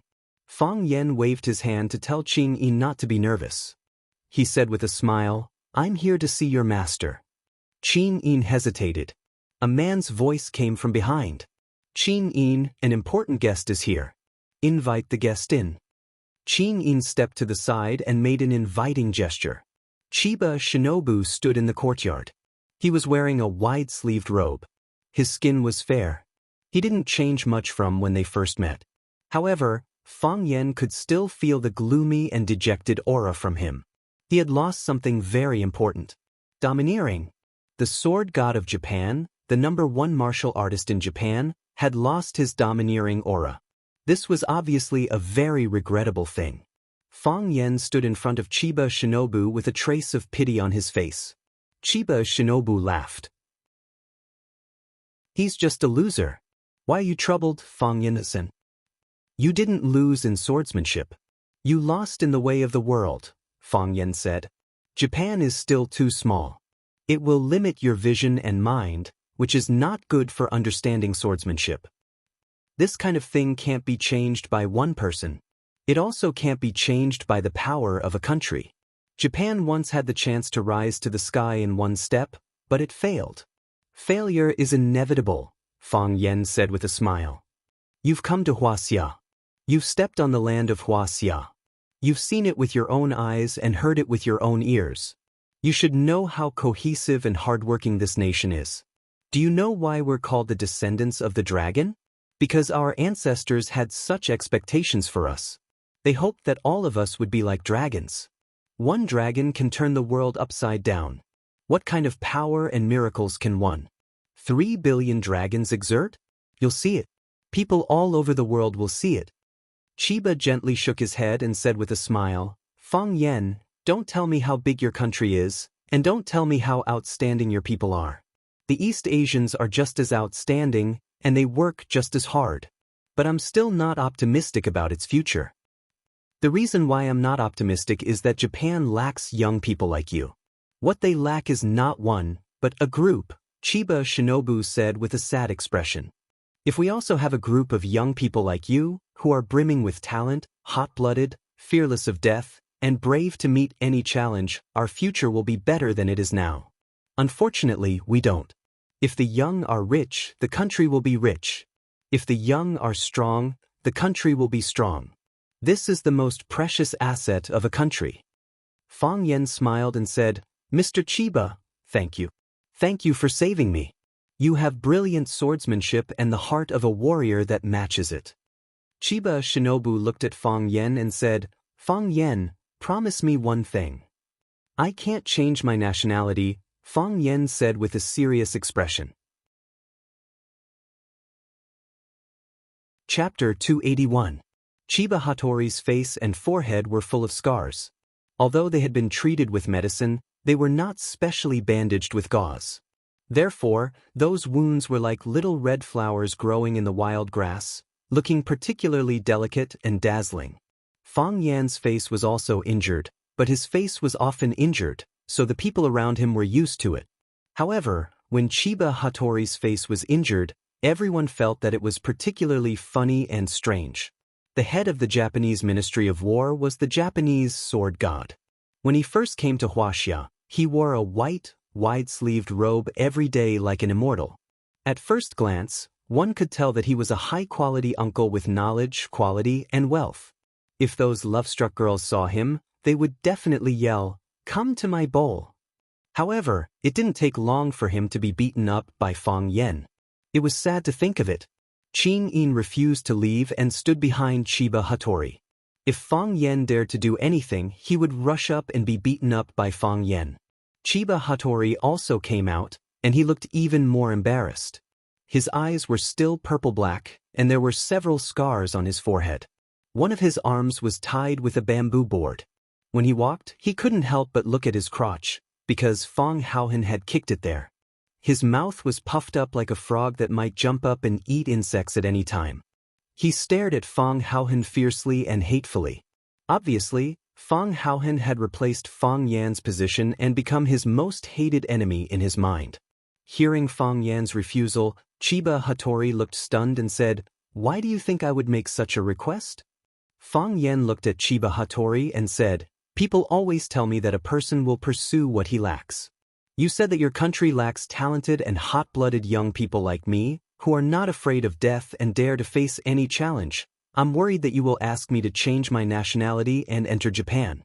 I know that there are some people who gave up their Huaxia nationality to work for you because they participated in your talent introduction program. However, this group of people will never include me." Fang Yan's memory was still very good. He repeated the words that others had praised him without missing a word. His laughter was clear and bright, like the cry of a crane. He laughed for a while, then looked at Fang Yen and said, "If I put forward such a condition to you, and you happen to be willing to accept it, would you still be the kind of young man I talked about?" "Lord Fang Yen, 99% of the things in this world can be sold and sold, only moral integrity is difficult to value. What kind of moral integrity is it if it can be evaluated? Do you think I have integrity?" Fang Yen couldn't help but laugh. "Yes. I think so too," Fang Yen said. "I just want to ask my international enemy to confirm it for me again. Because my grandfather told me that the person who understands you the most will always be your opponent." "Your grandfather is right," Chiba Hirobumi said. Fang Yen looked at Chiba and said, "When you suddenly jumped, I thought you hadn't given up, so I sent you flying. Later, when I saw the black shadow in your eyes, I realized that you were trying to save me. I'm very curious. If you wanted to kill me so badly, why did you save me at that critical moment?" "I wanted to kill you," Chiba said. "That doesn't mean I wanted to see you killed. Are you saying that I must die by your hands? At least you shouldn't be killed so shamelessly." "You are also a person with integrity," Fang Yen commented. "If it were you, would you have saved me?" Fang Yen looked around, then lowered his voice and said, "I won't hide it in front of you. I wouldn't. Because at that time, I was defeated by you, and my heart was filled with hatred. I was thinking about how to stab you and punch you. If someone else did it for me, I wouldn't blame them for not telling me in advance. Besides, I'm afraid of death. What if you don't like me and finish me off with a stab? If someone helped me create an opportunity, I would definitely get up and run down the mountain. Staying alive is more important. You came to challenge me at this age. When I grow to your age, I will challenge you again. As long as you don't die, we will meet again. Fang Yan grinned and said, "Of course, if there were outsiders here, I wouldn't have answered like this. I will express my heartfelt gratitude for your noble character and unquestionable integrity, and I will strongly condemn the actions of those who ambushed you. They ruined a fair and just duel of high quality, and their actions are an insult to us pure warriors. You did what you should have done. If it were me, I would have done the same. Isn't this answer more pleasing?" "It is indeed more pleasing," Chiba nodded. "You live more realistically than I do." "No, I live more shamelessly than you," Fang Yan said. "Many people say that about me, but I have never admitted it. However, you are my savior. I am willing to confess in front of you. Because I can't do what you can do. This is where I am not as good as you. So, I am willing to promise you one thing. I hope—" "Wait." Fang Yan quickly interrupted Chiba and said, "The request you put forward must be something that I can do, and I am willing to do it. As long as it doesn't violate national policies, laws and regulations, I won't be scolded as despicable, shameless and nasty. I also have a profession as a teacher. Sometimes, I have to maintain my personal image." Chiba was stunned for a long time. Finally, he said, "I want to see. Don't underestimate the enemy." "Why does he want to see my master? Is it because he was defeated by junior martial uncle that he is not convinced and wants to challenge my master?" Fang Yingying asked with a puzzled face. "He is courting death." Fang Haohan made an accurate conclusion about Chiba's behavior. Fang Yan's face was gloomy. He said, "He is an opponent worthy of respect. Fortunately, there is only one Chiba in Japan." When the three returned to the school, the gate of the small courtyard was wide open. Fang Yingying put on an alert posture and said in a low voice, "There are thieves in the house." Slap. Fang Yan slapped his head. Because he was still very weak, the slap was not strong enough, which made people feel a little sorry. Fang Yan strode into the house. There were 3 more people in the house. If the 3 of them were thieves, then they would be 3 beautiful female thieves. Yi Ro, who was in black clothes and pants, stood on the windowsill, looking at the nursery in the yard with clear eyes. She clearly saw Fang Yan, Fang Yingying and Fang Haohan come back, but it seemed that she did not care about their existence at all. She wore a white, high-slit dress covered with black spots and a white blouse. The hem of the blouse was tucked into the long dress, giving her a stylish and capable look. Phoenix, who wore a light pink suit jacket, sat on the sofa in the living room. Lu Chaoga occupied the master's seat and was boiling water to make tea for Phoenix and Yi Ro. Phoenix saw Fang Yan come in, but she was still smiling and talking with Lu Chaoga. She said, "You are very skilled in making tea. It seems that you do this kind of thing often?" "I like to drink tea." Lu Chaoga had a soft smile on her face. It was neither hot nor deliberate. But Fang Yan's understanding of the tea ceremony is far above mine. When we first met, he took out the tea I served to him and made clear comments. Later on, we got to know each other better and I learned even more about the tea ceremony from him. He is a very knowledgeable man. This is very rare in a young man. Phoenix held the teacup in her hands and sipped her tea. She said, "Fang Yan does have the habit of showing off his skills. Back in Yanjing, he would often use his strange and unusual knowledge to pick up girls. Of course, he had never succeeded. Because everyone in Yanjing who knows him knows what kind of person he is. By the way, Miss Lu, you seem to be very familiar with this courtyard? You know this room as well as your own home. Do you come here often?" "This is my courtyard," Lu Chaoga said. "When Fang Yan first came, he didn't have a place to live, so I lent him the courtyard. Of course, I planted a lot of flowers and plants and he had to pay me to take care of them. Fortunately, Fang Yan is also very proficient in this area. Under his care, the flowers and plants grew even healthier. Moreover, several pots of plants that were originally showing signs of withering were also brought back to life because of his miraculous hands. Look, those are the spider plants. They are now growing so beautifully. A few days ago, they even bloomed, but now the flowers have withered. Phoenix smiled even more happily and said, 2 days ago, when I was helping Fang Yen wipe his body, I was curious. This kid was beaten up by a wild woman to the point that he didn't dare to go home. He just came to Flower City and now he has such a house to live in. I can't help but be envious. This kid's luck with women is quite good. Lu Chaoga turned her head to look at Fang Yen and said, Fang Yen is indeed a very good person.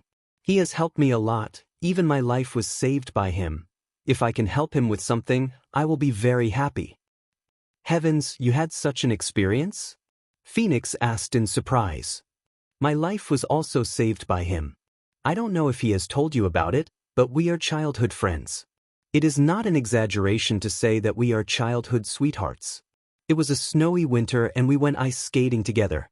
I accidentally fell into a hole in the ice, and it was Fang Yen who jumped in first to pull me out. Although people later said that he deliberately used Tai Chi wave to shatter the ice, I don't believe that he would do such a thing. That day, it was raining heavily. Fang Yen and I were eating at Sky No. 1 in Flower City. When we came out, it was already very late and the rain was very heavy. Suddenly, a car rushed over from behind. Fang Yen stood at the side and listened. The two women were not stingy with their words of praise for him.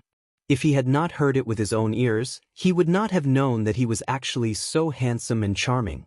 However, Fang Yen did not feel happy at all. What were these two crazy women trying to do by showing off their affection in such a high-profile manner? Chapter 282.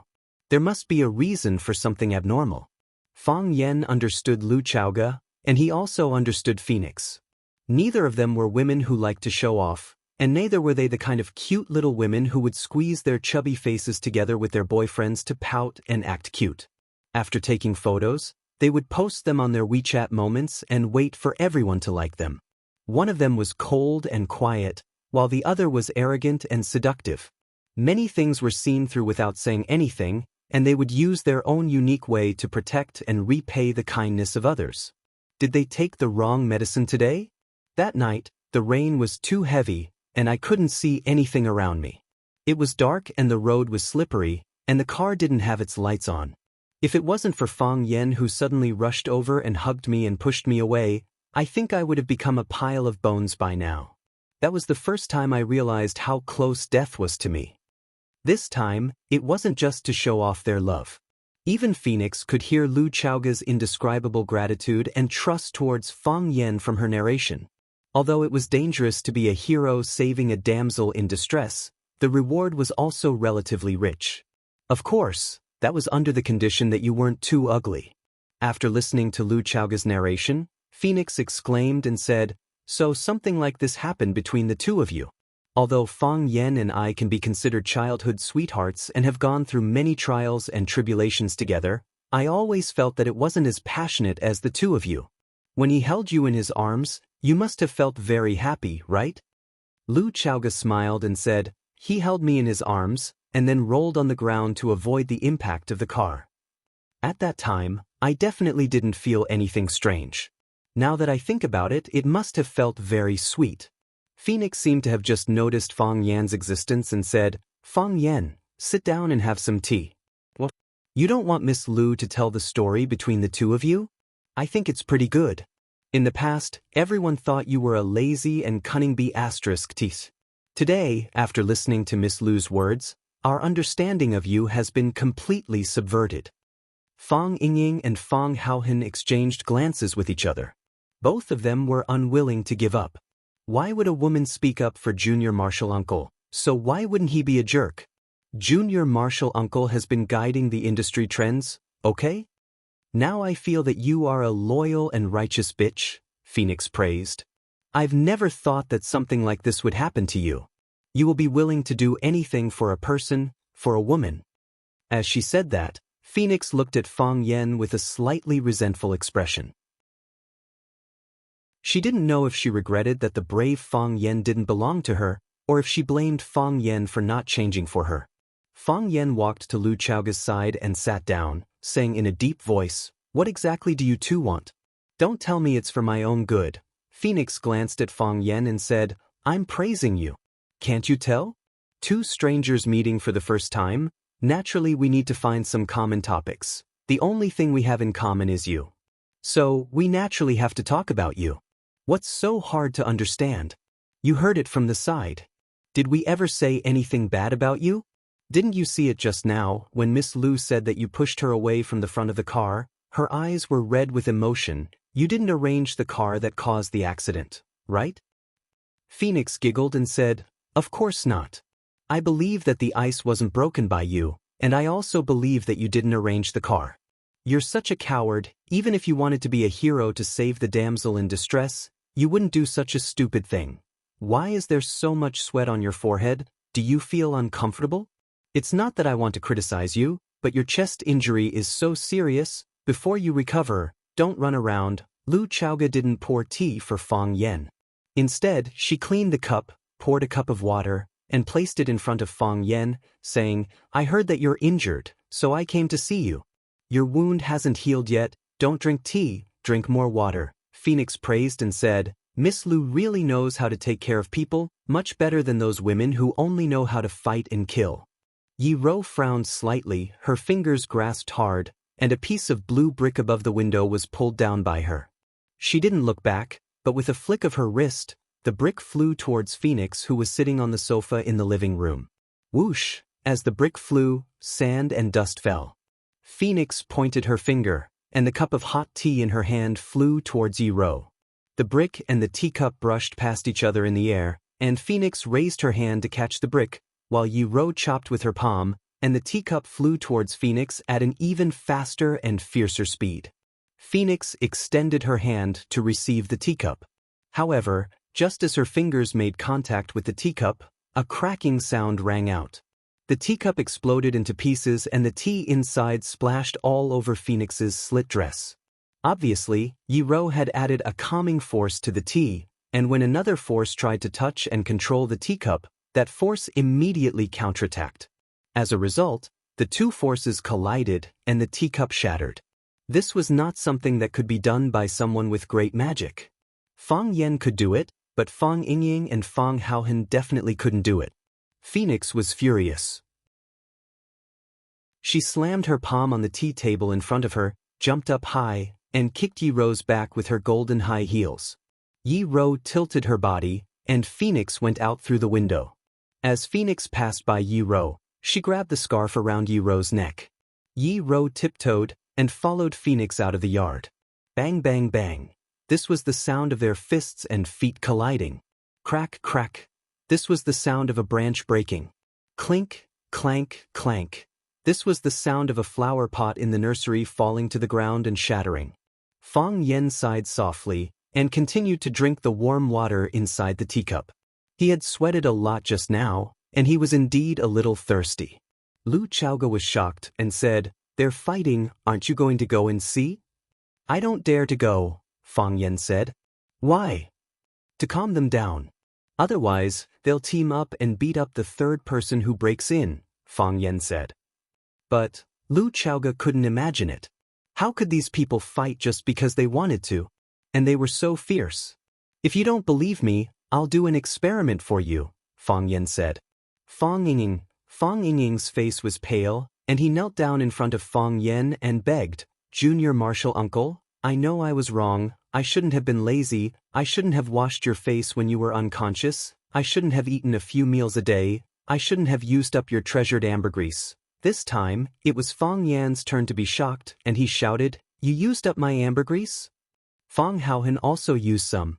"We were afraid that you wouldn't wake up, and these natural treasures would be wasted," Fang Yingying explained. So, Fang Yen kicked Fang Yingying out. Soon enough, Fang Yingxiong flew back screaming in pain. In the process of entering and exiting, his face and body were punched countless times, and his eyes were like panda eyes. Fang Haohan hid in the corner, holding his head, and didn't dare to breathe. Lu Xiaoga looked at Fang Yingxiong with lingering fear in his heart. He thought to himself, no wonder Fang Yen wasn't willing to come out to mediate the situation even though the two women were fighting so fiercely outside. Who would dare to go out? But I'm sitting with these two women, drinking tea, chatting, and arguing. If they fight, even my bodyguards don't dare to warm up for them, right? The fight between Yi Ro and the phoenix became more and more intense, and the flowers and plants in the yard suffered. Lu Xiaoga's expression became more and more unsightly as he heard the clanking sounds of jars breaking. Those were her painstaking efforts. Yi Ro used her whirlwind kick, and as her body rolled, she kicked 108 times in a row. When the phoenix tried to block, it revealed an opening, and Yi Ro kicked it away. Clang! The phoenix's body hit the wall heavily, and a trace of blood flowed from the corner of her mouth. But with the help of the rebound, she rushed toward Yi Ro again. Bang! The phoenix punched Yi Ro in the stomach, and Yi Ro took a few steps back. Seeing the phoenix chasing after her, she tiptoed, and a large piece of sharp porcelain scraped toward the phoenix's face. The phoenix turned 90 degrees, and while dodging the attack of the porcelain, she also lost the best chance to knock down Yi Ro. The two distanced themselves from each other, and looked at each other with hostility. The number one in the inner world is just SOSO. The phoenix sneered. I've been wanting to fight with you for a long time. In that case, why did you make me wait until now? I just didn't get the chance. Good food is not afraid of late, and now I have the chance, right? I hope you won't let me down. But you, the number one in the inner world, have already let me down. Yi Ro didn't want to stop. She tiptoed, and her body flew up again. She punched the phoenix's head, and even if she didn't get a concussion, she wanted to paralyze the phoenix's face. The phoenix ran a few steps, and her body also jumped up. Her long legs flew out, and the pointed high-heeled shoes stabbed toward Yi Ro's chest. Puncture your big breasts. Boom! They quickly exchanged dozens of blows in the air, and then their bodies brushed past each other. Yi Ro's fist missed, and the phoenix's high-heeled shoes stabbed into the wall with great force. A big hole appeared in the wall, and the heel of the high-heeled shoes was twisted off. Fang Yen had to stand up. He stood in the yard and shouted, "Stop, or I'll be disfigured." Plop! Fang Yan's body was knocked away. He struggled to get up from the ground, covered his bloody face, and said, "I knew it. I'll be disfigured if I keep hitting." Chapter 283. Fang Yan's sacrifice was worthwhile. At least Phoenix and Yi Ro didn't continue to fight. Lu Xiaoga was also worried. If they kept fighting like this, the whole Rosefinch High School would be torn down by them. How could he pluck a brick out of the wall just by grabbing it with his hand? Phoenix and Yi Ro distanced themselves from each other. They looked at each other with hostility, like two aggressive roosters. Phoenix suddenly laughed. She looked at Yi Ro and said, "What? You don't want to give up?" "You are the one who doesn't want to give up," Yi Ro said with disdain. "Of course I don't want to give up," Phoenix said. "If I can't get it, I won't let you get it. Who told me to hate you so much? I think Lu Xiaoga is very good, much better than you. I don't want what others snatch," Yi Ro said coldly. "I hope you keep your word," Phoenix said with a sly smile like a fox. Phoenix left, so did Yi Ro. Phoenix was very happy when she left. She patted Fang Yan's face and told him to take care of himself. She also patted Fang Yingying and Fang Haohen's shoulders and told them to take good care of junior martial uncle. In fact, Fang Yingying and Fang Haohen also wanted her to pat their faces. They had even prepared their faces in advance. Unfortunately, Phoenix didn't let them get what they wanted. Phoenix also chatted with Lu Xiaoga for a long time. She kept praising Lu Xiaoga's beauty and saying that she and Fang Yen were a match made in heaven. It was as if the two of them had been friends for decades, and she knew Lu Xiaoga very well. Yi Ro also left. Yi Ro left very quietly. She just glanced at Fang Yen and then turned to leave. Fang Yingying and Fang Haohen wanted to stay but didn't dare to send them off. He just followed behind Yi Ro timidly and watched her walk out of the courtyard. When she stepped out of the gate, Yi Ro walked in a free and easy manner while Fang Yingying and Fang Haohen walked in a wretched way.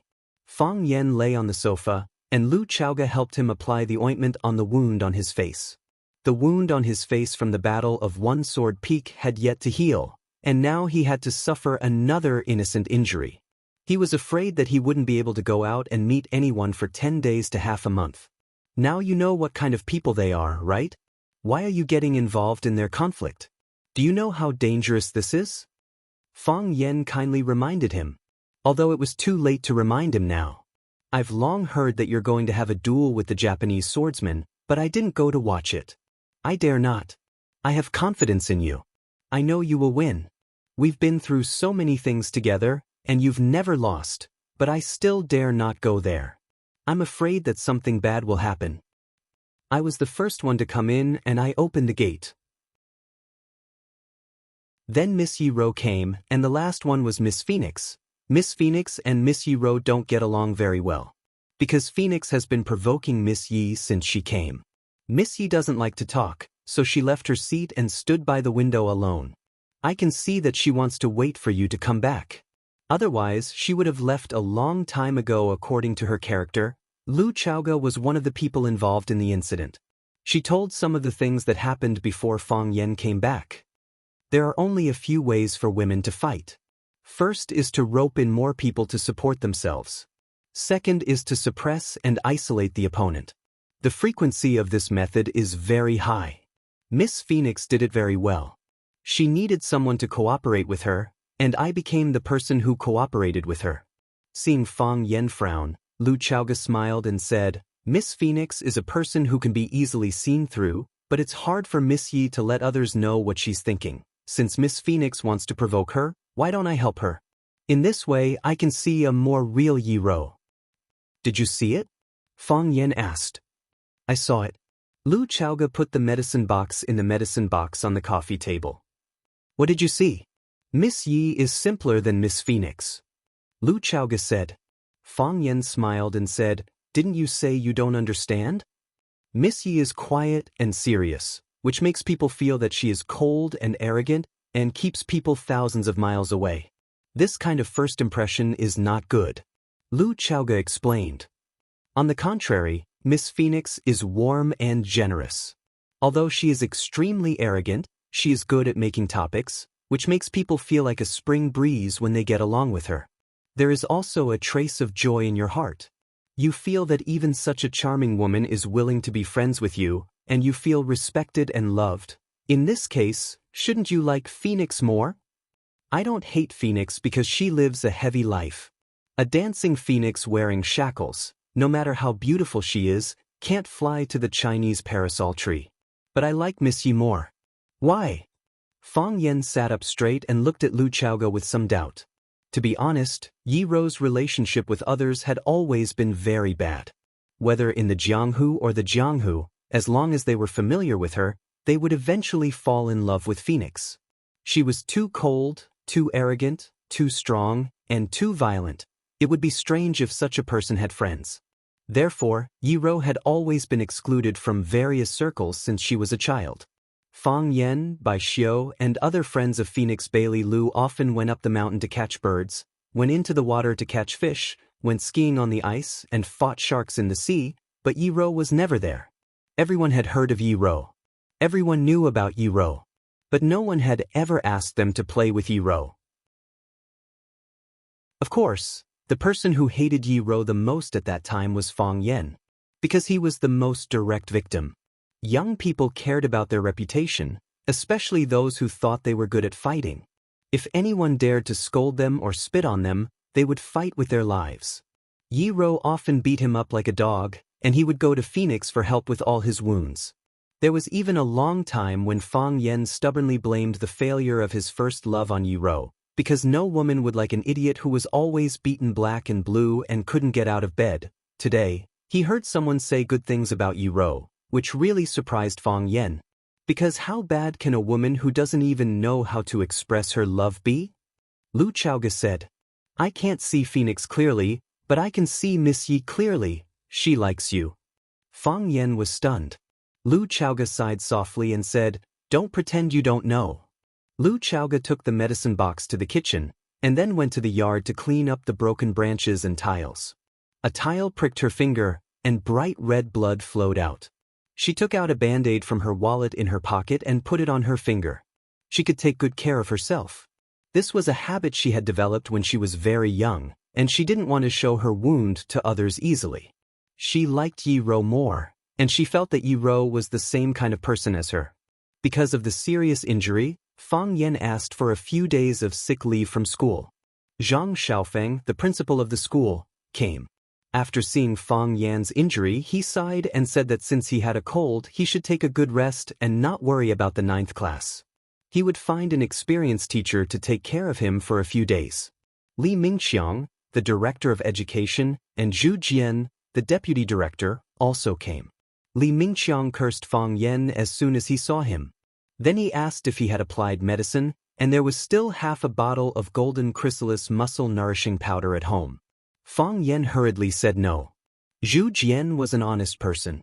He asked in a low voice what happened to Fang Yan's injury, if he had quarreled with his girlfriend, and when he would take his sister-in-law to dinner. Because of Fang Yan's special status in the school, almost all the middle and senior leaders of the school came during his days off. Wang Haoren, Tang Qing, and Su Ying also came. They came to visit Mr. Fang on behalf of the students of the 9th class. What's more, he came with several fruits in his hands. Wang Haoren deserved to be the son of a journalist. As soon as he saw Fang Yan, he exclaimed and said, "Mr. Fang, Director Li said that you had a cold and had to ask for a few days off. Why was your face beaten like this? Who beat you? Did you call the police?" Tang Qing smiled and said, "I know the reason, but I won't say it." Su Ying glared at Tang Qing angrily and said, "Tang Qing, you're so annoying. It's fine if you don't know, but if you know, you won't share it with us. What kind of classmate are you?" Tang Qing looked at Su Ying and said, "It's not that I don't want to say it, but Mr. Fang definitely doesn't want me to say it." "Mr. Fang, don't you think so?" Fang Yan was extremely angry. If his body had not recovered, he would have jumped up and beaten this guy. For his behavior, there was only one word to describe it. He deserved to be beaten. Fang Yan asked about the situation in the class. Huang Haoren said that Zhang Yu, the language teacher of the 1st class, would be in charge of the language class for the time being. Fang Yan could understand such an arrangement. Since Fang Yan and Zhang Yu won the bet last time, the 1st class and the 9th class had almost become natural enemies. The school wanted the students to compete with each other, but they didn't want them to be hostile to each other. Therefore, it was necessary to let Zhang Yu go over and ease the relationship with the students of the 9th class. Fang Yan had never thought that Zhang Yu was his natural rival. He told Huang Haoren and the others to cooperate with Mr. Zhang Yu's work and not let Zhang Yu be embarrassed in the 9th class. Huang Haoren nodded and agreed. He listened to Fang Yan. Su Ying looked at Fang Yan with a smile and said, "Mr. Fang, you don't dare to go to the classroom because of the injury on your face, do you? In fact, it's completely unnecessary. Even if you are disfigured in my heart, you are still the most handsome language teacher in the world." An idea came to Fang Yan's mind and he said, "Su Ying, I have something to trouble you with. I have a document to write, but I don't have the energy now. The handwriting of Fang Yingying and Fang Haohen is too ugly. Can you help me write it?" Huang Haoren was full of displeasure when he heard this. He said very actively, "Mr. Fang, what do you want to write? I can help you write it. My handwriting is much better than Su Ying's." Fang Yan trembled with anger and said, "Girls are more careful. It's better for Su Ying to write it." Chapter 284. Fang Yan took a pen and paper and handed it to Su Ying. He said, "Write an application. Application for the excellent teacher of the year. I'll read it and you write it." Su Ying agreed readily.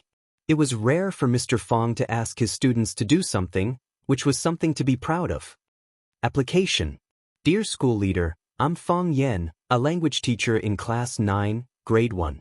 My name may be a little strange to you, but when it comes to what I've done, Su Ying's handwriting was small and graceful, which looked like her. However, it was not the handwriting that Fang Yan was looking for. Fang Yan looked at Su Ying and said, "Su Ying, you're amazing. I didn't expect your handwriting to be so beautiful. I don't believe that you can write such beautiful handwriting with your left hand. Write with your other hand." Su Ying looked up at Fang Yan helplessly and said, Mr. Fang, why do I feel that you're up to no good? Are you looking for a criminal suspect or a girl who wrote you a love letter? Huang Haoren and Tang Cheng also looked at Fang Yan suspiciously. They felt that Fang Yan's request was really strange. Fang Yan smiled awkwardly and waved his hand. How could that be?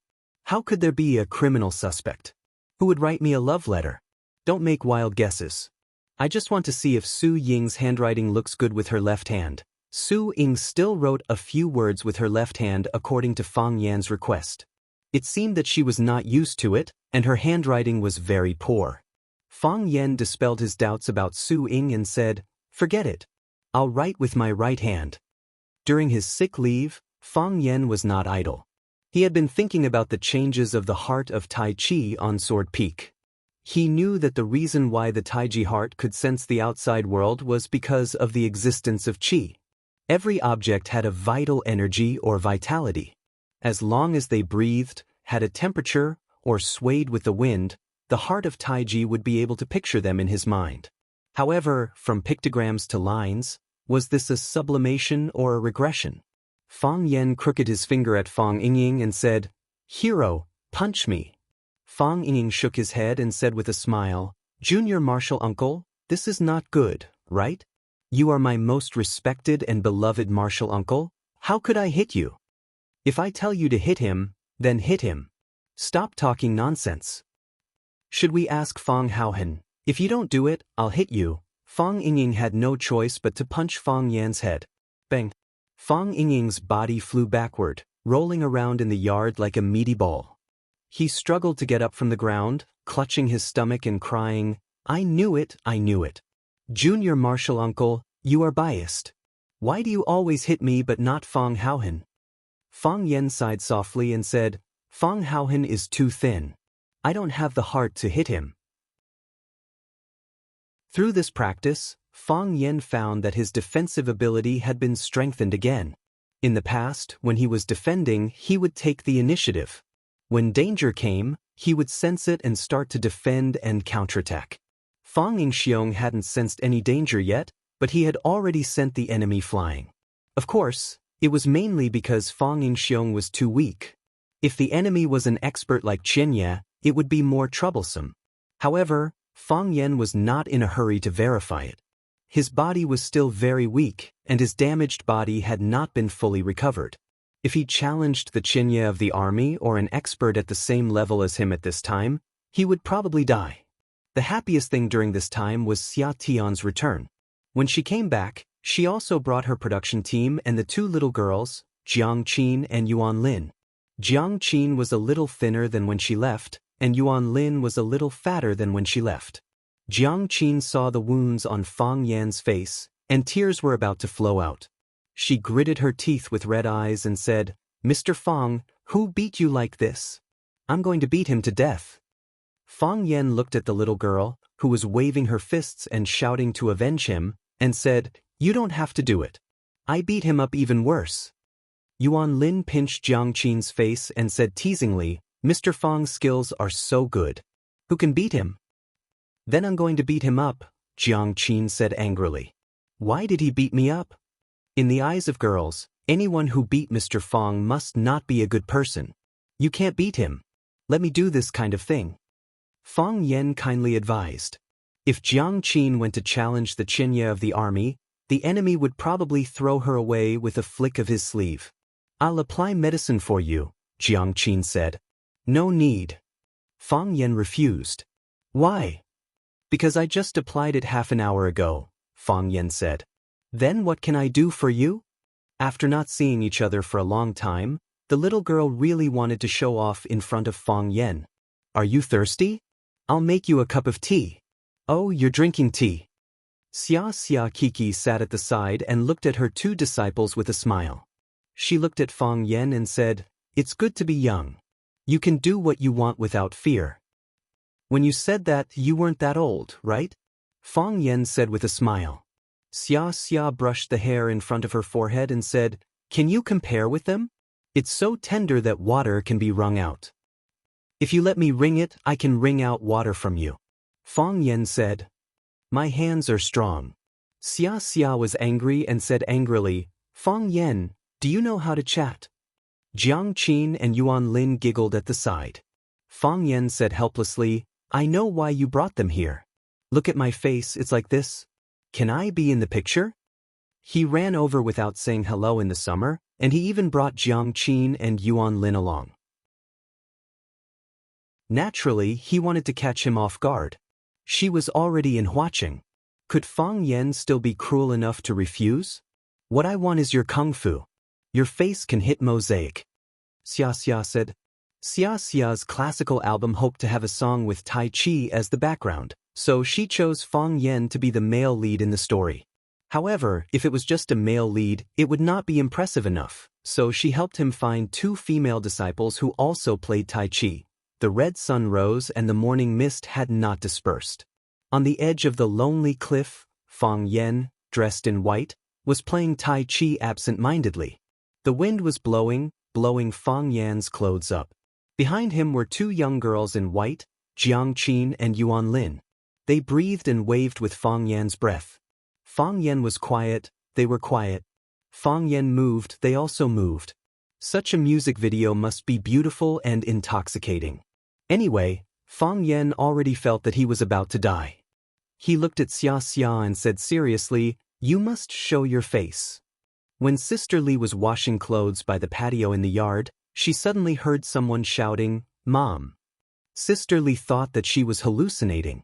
Since Jiang Qin left, she could often hear her daughter standing at the door of the small courtyard shouting, Mom, I'm back.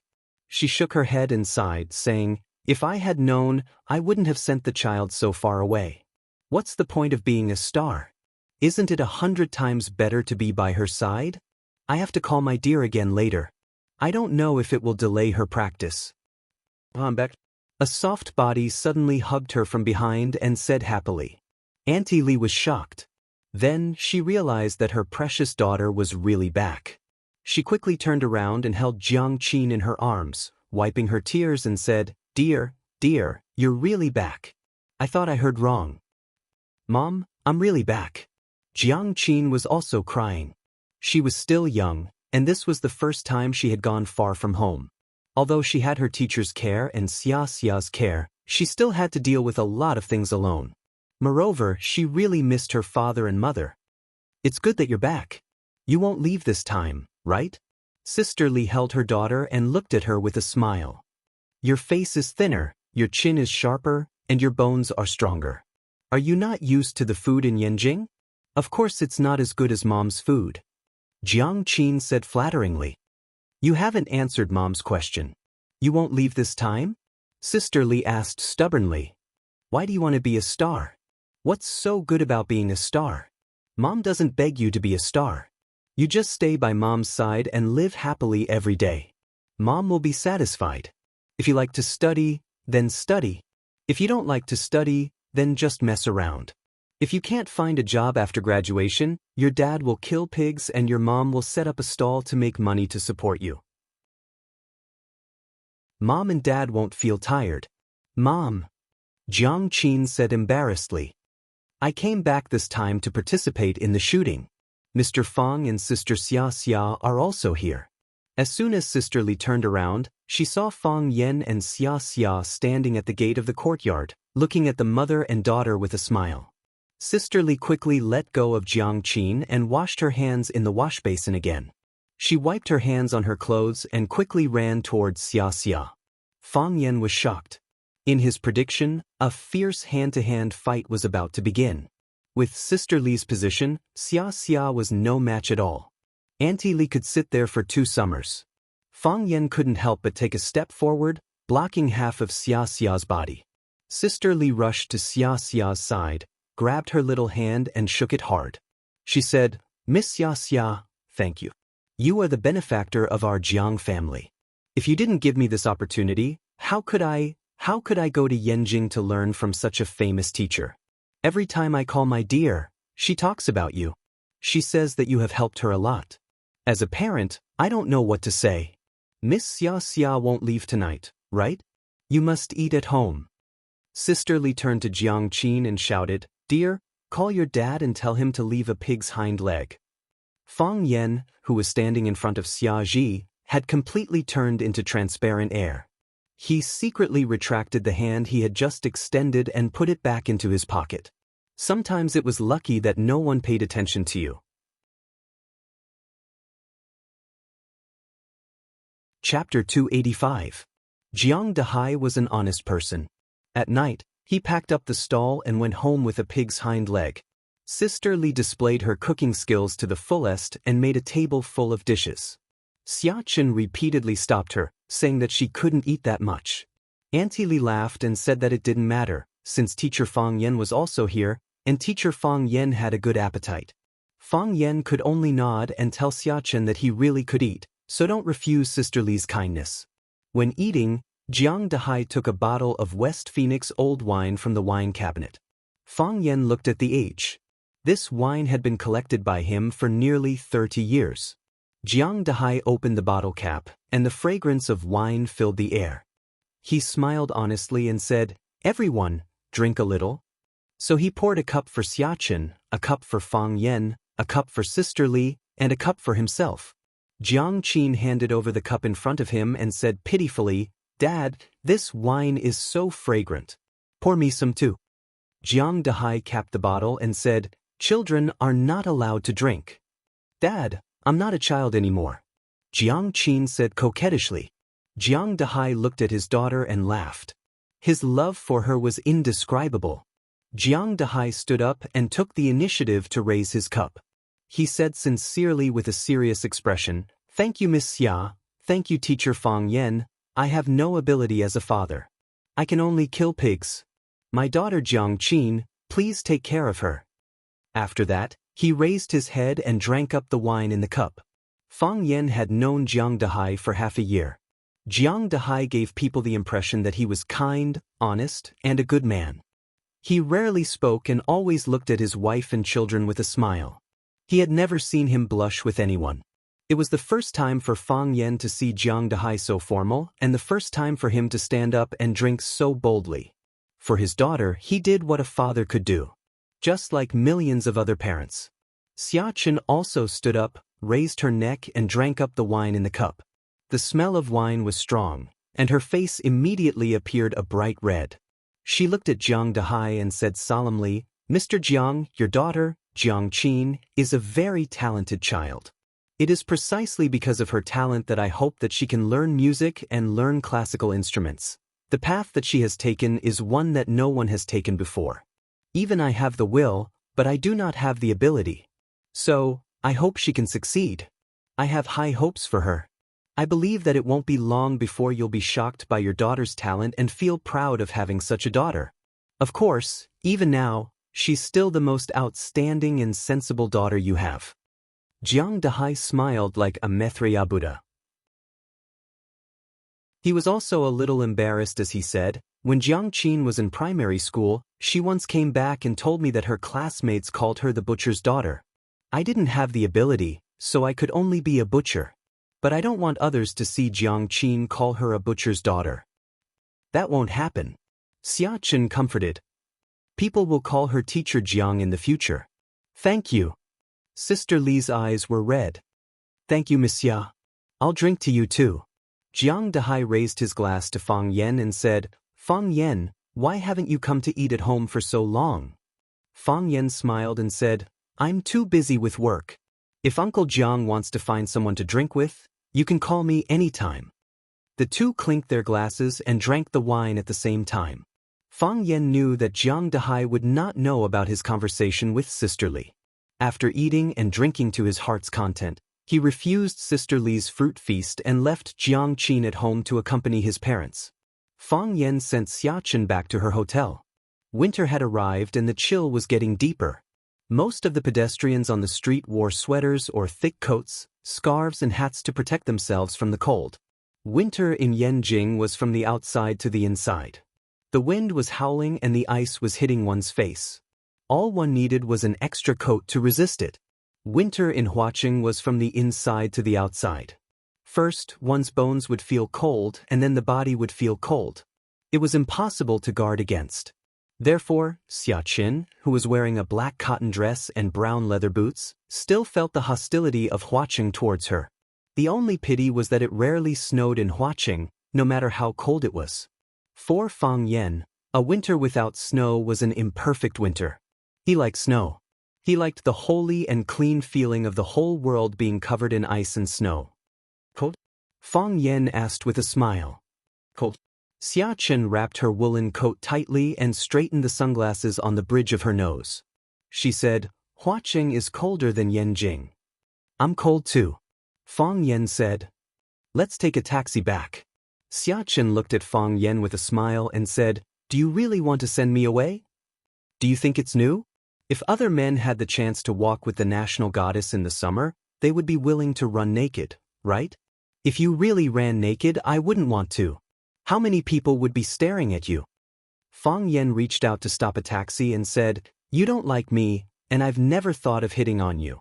We don't have to pretend to be ambiguous. Fang Yen opened the door and said to the taxi driver, Master, Hilton Jianxiao Hotel. Xia Chen looked at Fang Yen and said, Aren't we friends? Of course. Fang Yen said. Friends go back to their own homes after the meal. Xia Chen giggled and said, All right, then we'll be friends. She bent down and got into the car.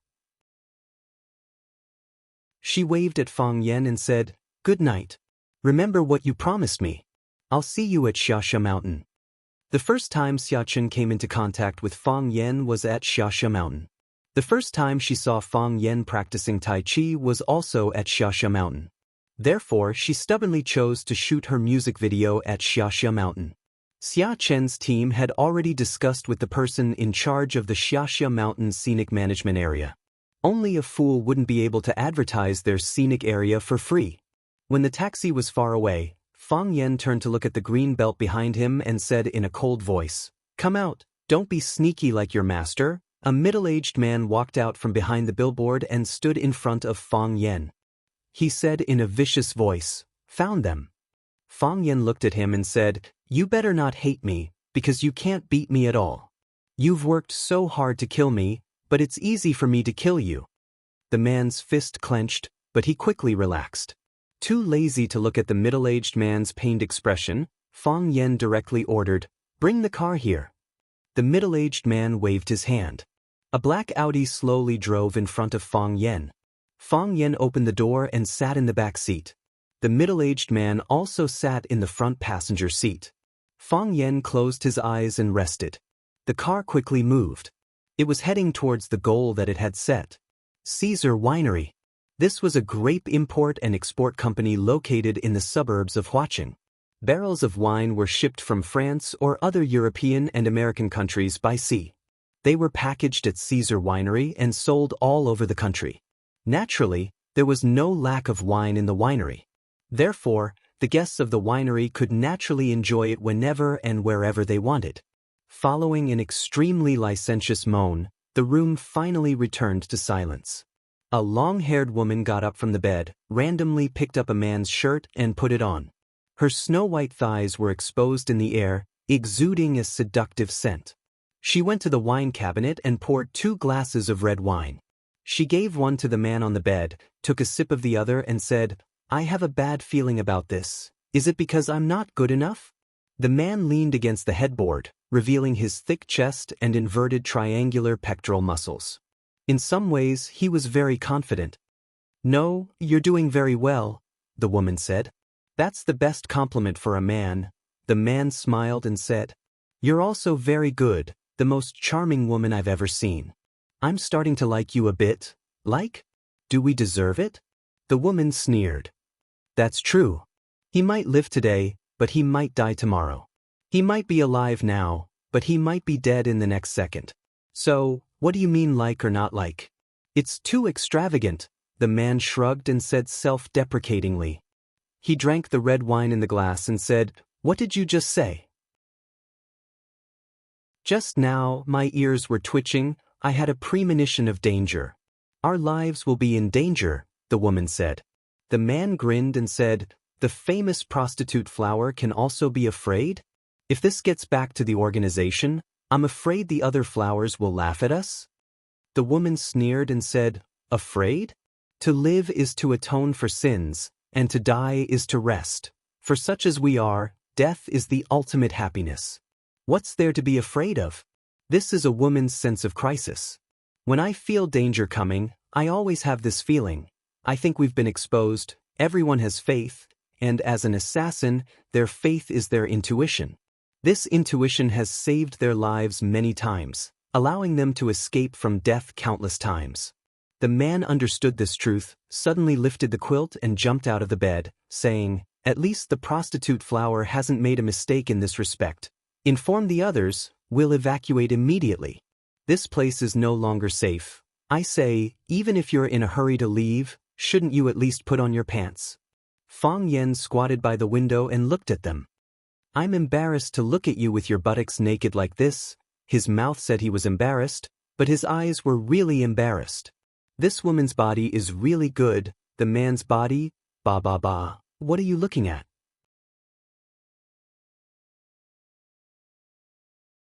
Chapter 286. Those who did great things did not bother about trifles. Even if they were in great trouble, they would not care about the little things. Four-lipped Flower and her partner, Wasp, meeting Fang Yen at this time was undoubtedly a great disaster. Assassins always took the initiative to go out and kill people. How could they let the assassination target wander into their lair? Lipped Flower looked at Fang Yen, who was squatting on the windowsill, and said with a smile, "A distinguished guest should come through the front door. It's not a gentleman's behavior to lie on the window and eavesdrop. If you have such a need, I don't mind being your husband for one night, seeing that you are handsome and good at martial arts. Is there a need to be so sneaky?" Fang Yen was really angry with her and said angrily, "Do you think I lack women? I'm not bragging, but whether it's a mature sister or a campus goddess, whether it's my first love or a wild girlfriend, as long as I crook my finger," Lipped Flower sneered and asked, "And then? You crook your finger and they will do what?" "It's none of your business." Fang Yen said angrily. He was a little depressed because they were all gone. It had nothing to do with him. Wasp lifted the quilt to cover her naked lower body and said, "Mr. Fang, I've heard a lot about you, but I didn't expect to meet you on such an occasion. It's really awkward. What's there to be embarrassed about? What's wrong with meeting and chatting openly?" Fang Yen did not feel anything wrong at all. He stared at the hand holding the quilt and said, "You'd better not move. If you move your hand, I'll break it." Wasp stopped her little movements behind the quilt and said with a smile, "I don't think you are interested in men's naked bodies. Why don't you let me get dressed, and we can sit down to drink tea and chat? Oh, if you like to drink, this place has the purest white wine in France. How about it? Do you want a glass?" Fang Yen jumped down from the windowsill. The strong smell of hormones in the room made him frown. He didn't like this smell, especially when it was made by someone else. Looking at Lipped Flower and Wasp, who were staring at him warily, he said, "Don't drink. I'm afraid you've poisoned the wine. I don't know who you are, but I know you're from an organization called the Arsenal. I've killed a lot of people from that organization, so unfortunately, you won't be the first pair. To be honest, I've always felt very wronged. I didn't provoke anyone, so why are you guys always staring at me? I went to the cafeteria for a meal and was attacked by your bombs. The first time I went back to my own company, I met your spy. When I was sparring with the Japanese god of swordsmanship at the E-Sword Peak to win glory for the country, you sent people flying over to bombard me with cannons. Do you have a conscience? Do you have any sense of propriety? Can't you have a little bit of national pride and patriotism?" Fang Yen stared at the lipstick and said, "I can see that you are a senior member of your organization, right? Tell me, who sent you to kill me? Who's the mastermind behind this?" Lipped Flower's face was full of sarcasm as he said, "Since you know we're from the Arsenal, how can you be so stupid as to think you can get the secrets you want from us? Why do you think we're the kind of people who are easy to talk to?" "I'm just asking out of habit, I didn't think you'd answer." Fang Yan's mood was very stable, and his expression was very calm. "If not, how can I stall for time?" Wasp was startled and shouted, "What did you do?" His eyes swept around, but he didn't find any enemy. The more he did this, the more nervous he became. The enemy that he couldn't see was the most terrifying. Fang Yen squinted his eyes and smiled. "I came a little early, and I'm really not interested in your bed affairs. I originally wanted to wait until you were done before coming in, but you guys didn't stop. I thought I had nothing to do, so I blew a kind of powder that my little Marshall nephew got from somewhere into the room. Seeing Wasp and Lipped Flower immediately held their breath, Fang Yen waved his hand and said, "Don't be nervous, because it's useless to be nervous. What you should have inhaled has already been inhaled. This kind of powder is silent and odorless, and it's also suppressed by the smell of your hormones. It would be strange if you could detect it. Try to raise your strength and see if your body has any reaction." Lipped Flower and Wasp immediately secretly gathered their strength and found that their fists were soft. If they fought with Fang Yen in this state, they would be killed with a slap. Do you feel that you can't raise your strength? That's right, my little Marshall nephew told me that this powder is called bone-melting powder. If the amount is enough, it can even melt bones. I was afraid that you would find something strange, so I didn't dare to use that much. So I just dispersed a little of your excess strength. After hearing what I said, shouldn't you be a little nicer to me? Fang Yen asked with a smile. What are you trying to do? Wasp shouted coldly. As he spoke, Fang Yen had already lunged at him. He punched him in the chest, and when Wasp's body flew backward, he grabbed his arm and pulled him back. Fang Yen reached out and grabbed Wasp's neck and twisted it hard. Crack! Wasp's head drooped, and when Fang Yen let go, his body collapsed to the ground. Fang Yen picked up a silver light bullet from Wasp's hand, weighed it in his hand, and said to Lipped Flower, "To tell you the truth, after dealing with you a lot, I'm very afraid of this kind of thing. Why didn't you do it?" "Because I've seen you do it," Lipped Flower said. "In Chao Yan's Underground Research Institute, if I didn't have a substitute, I would have already died in your hands. Even if I wasn't poisoned, I wouldn't be a match for you, not to mention now that my body is weak, I have no chance at all. Wasp didn't see you do it, so he died. Smart people can always live longer," Fang Yen said admiringly. "But why should I keep you alive? You're a tight-lipped person, I can't get any answers from your mouth." Fang Yen stuffed the silver bullet into Lipped Flower's mouth and said, "Tell me, what should I do with you?" Lipped Flower's face was pale, and she looked at Fang Yen in horror. Because her mouth was stuffed, her words were a little unclear. "Since you can find this place, then you must know, we're not your real target." Fang Yen nodded and said, "Of course." Fang Yen chopped Lipped Flower's neck with his palm. After her body fainted on the bed, he pressed the red button on the silver bullet. He didn't have any mercy towards the members of the armory, because they were no longer people, but a group of man-eating devils. When Fang Yen closed the door of the room, there was a loud bang inside the room. Fang Yen could imagine the huge power of the silver bullet when it exploded. He had been close to it several times. Never again. At 1 o'clock in the morning, if it wasn't a shipping day, few vehicles would come to the winery at this time. However, tonight was an exception. The door of the winery was opened, and then a black Mercedes-Benz slowly drove in. The car stopped at the door of the small building, and the man in black in the passenger seat quickly got out of the car and ran over to open the rear door. A young man got out of the car. Lu Qingming looked up at the dark winery and said, "Open the door." The middle-aged bodyguard nodded and took out a magnetic card from his pocket.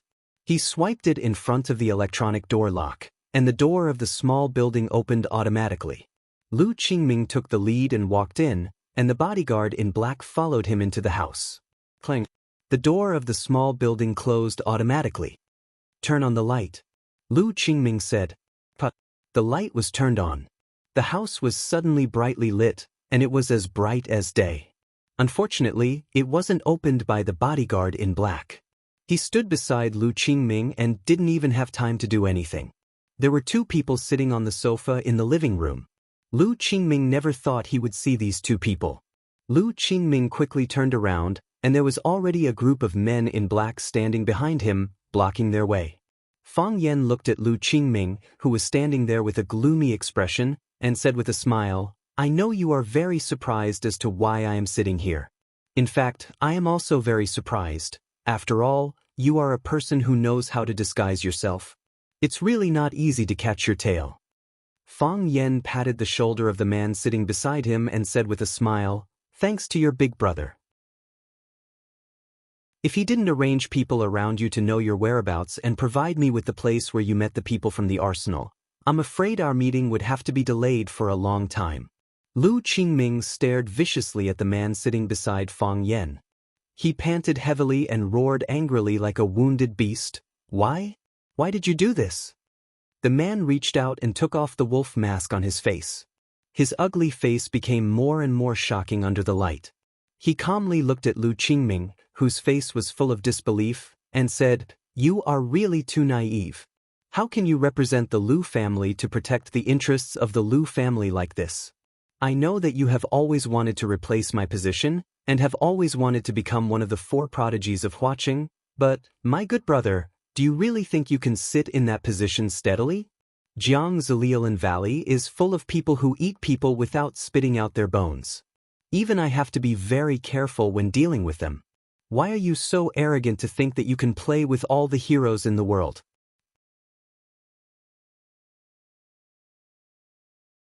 Chapter 287. The people who understand you the most are not only your enemies, but also the people around you. Although the willow tree's status in the family was greatly reduced due to his disfigurement, it was still very easy to arrange a confidant by Lu Qingming's side. It was also because of the willow tree's cooperation that they were able to find traces of contact between Lu Qingming and the people from the armory. It was also because of the willow tree's selfless help that Fang Yen was able to find the hiding place of the armory killers. Without the willow tree's help, Lu Qingming wouldn't have come to this place at this time. Therefore, the people who can hurt you the most are not only your enemies, but also your family. The latter is impossible to guard against. Lu Qingming didn't expect to meet the willow tree here. His emotions still couldn't completely calm down. He stared at the willow tree with a gloomy face and said, "Childish? Yes, in your heart, I'm always so childish. You always look down on me and always treat me as an idiot. Am I an idiot? Of course not. How am I worse than you? How am I worse than you? If you didn't have a good father, how could you always be able to stand in front of me in every situation? Do you think you can hide your sinister side by being crazy all day long? Do you think you're humiliating yourself by playing with a few women? Lover of the masses, do you know that every time I hear people call you that, I sneer in my heart? Who is the real childish one? Yes, I've always wanted to replace you. I've always wanted to become one of the new 4 prodigies of Huaqing. I've never hidden my thoughts. You were stabbed by Lu Chaoga and your face was cut by Fang Yen. I'm very happy to hear these things. I know my chance has come. The Lu family can't let a loser and a disfigured person stand on the stage. If they choose again, I'm the most suitable candidate." Lu Qingming looked at the willow tree and said, "If you were me, would your thoughts be different from mine? When the opportunity comes, wouldn't you reach out and grab it?" The willow tree said frankly, "Maybe my thoughts are a bit more extreme than yours. I'll even pray at night before I sleep, praying that you will never stand up again and lie on the wheelchair like a waste for the rest of your life. I didn't cut your face, and you being cheated has nothing to do with me." Lu Qingming said unwillingly, "Why do you hate me so much?" "I don't hate you," said the willow tree. "I don't hate you at all. I still think of you as my younger brother." "Little brother? The little brother that you betrayed?" Lu Qingming sneered. He had waited for so long, he had purposely raised his voice, but until now, not a single member of the armory had rushed over to help. He knew that they were all dead. When he saw Fang Yen and Lu Shu sitting on the sofa in the living room, he knew that they were dead. If they weren't dead, how would Fang Yen and Lu Shu dare to sit on the sofa in the armory? The armory was an assassin company that researched gunpowder and all sorts of genetic weapons. Were they not afraid of being blasted into ashes? Previously, it was just a suspicion. Now, he could finally confirm it. The willow tree stood up. He walked towards Lu Qingming step by step.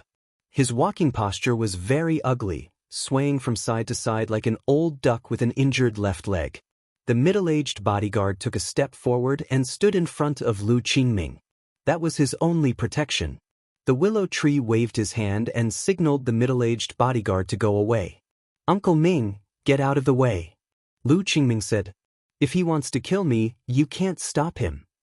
The middle-aged bodyguard's face was full of unwillingness, but he could only step aside and let the willow tree pass. The willow tree stood in front of Lu Qingming and looked at his handsome facial features that were controlled by anger. He smiled and said, "From childhood to adulthood, there are so many brothers in the family, and the two of us have the best relationship. To be honest, I don't like you, and you just said that you hate me very much. However, we are the two best people in the Lu family, at least we all think so. Therefore, we must live together intimately, so that the elders have enough confidence in us. How can a person who can't even unite his brothers and family become the heir of the family? I have always thought that I am the heir of the Lu family. At least, others also think so. Therefore, I want to maintain the demeanor of an heir, and I want to unite all the forces around me that can be united. However, when I found out that you are doing the same thing as me, I began to dislike you from the bottom of my heart.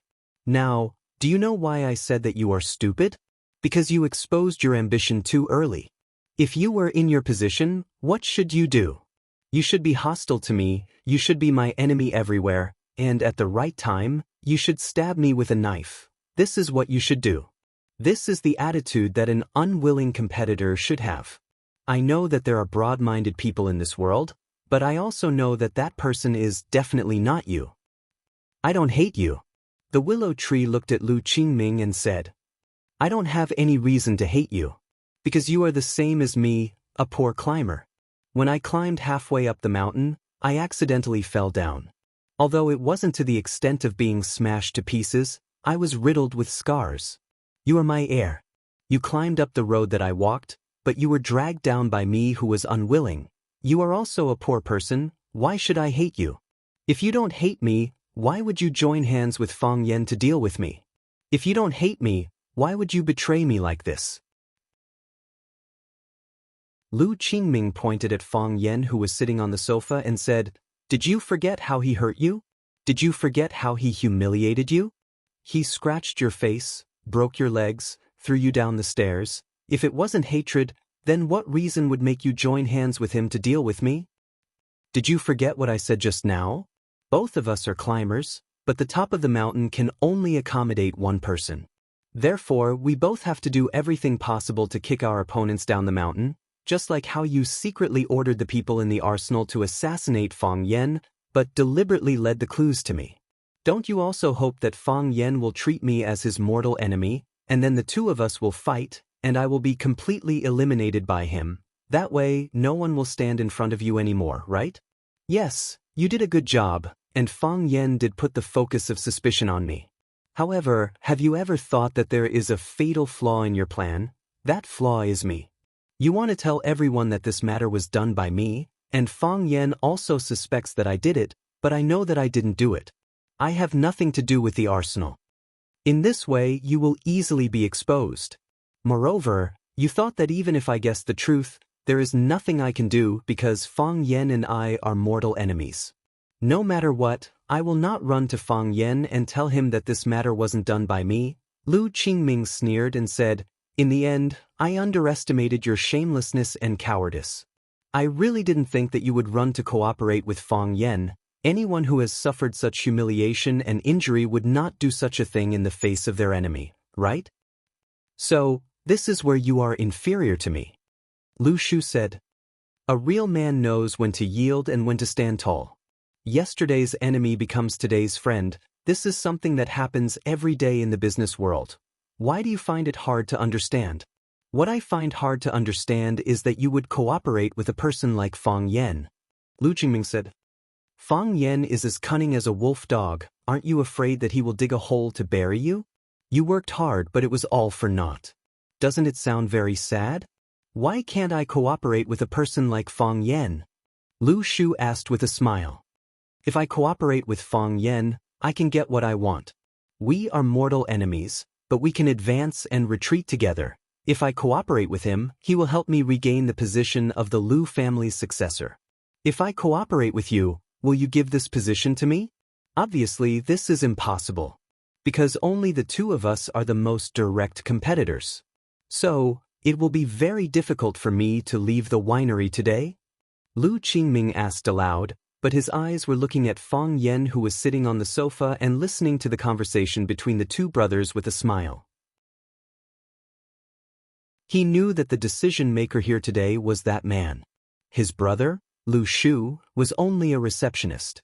Fang Yan picked up a cotton swab from the table and picked his ear, then said, "Don't ask me about this kind of thing. I'm not interested in other people's family business. But I'm a narrow-minded person. No matter who hurts me, they won't be able to laugh it off." Lu Shu reached out his hand, lightly patted Lu Qingming's shoulder, then said, "You've led the Lu family to the wrong path. You even naively thought that you've allied with the Jiang family and the Gu family. Don't you know that you have to listen to the opposite of what they say? They call you brother on the table, then turn around and stomp you to the ground. Their words can't be trusted. They aren't good people. I need a chance. The Lu family also needs to make a new choice. All sacrifices are worth it." Lu Shu stretched out his arms and embraced Lu Qingming. He gently patted Lu Qingming's shoulder and said, "Thank you, my good brother." Lu Shu's actions were very kind, and his voice was very gentle. It was like an older brother comforting his injured little brother. Their feelings were so sincere, their hug was so touching. No matter who saw them, they would think that this was a pair of brothers who had a very good relationship. Lu Qingming's head softly rested on Lu Shu's shoulder, his eyes were wide open, and blood was flowing from the corner of his mouth. He had a lot of unwillingness, but even more than that, he felt pain in his heart. There was a shining knife stuck in his chest.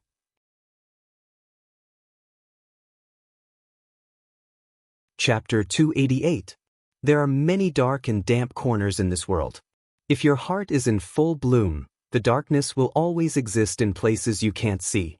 Lu Qingming died. He died in the hands of his brother.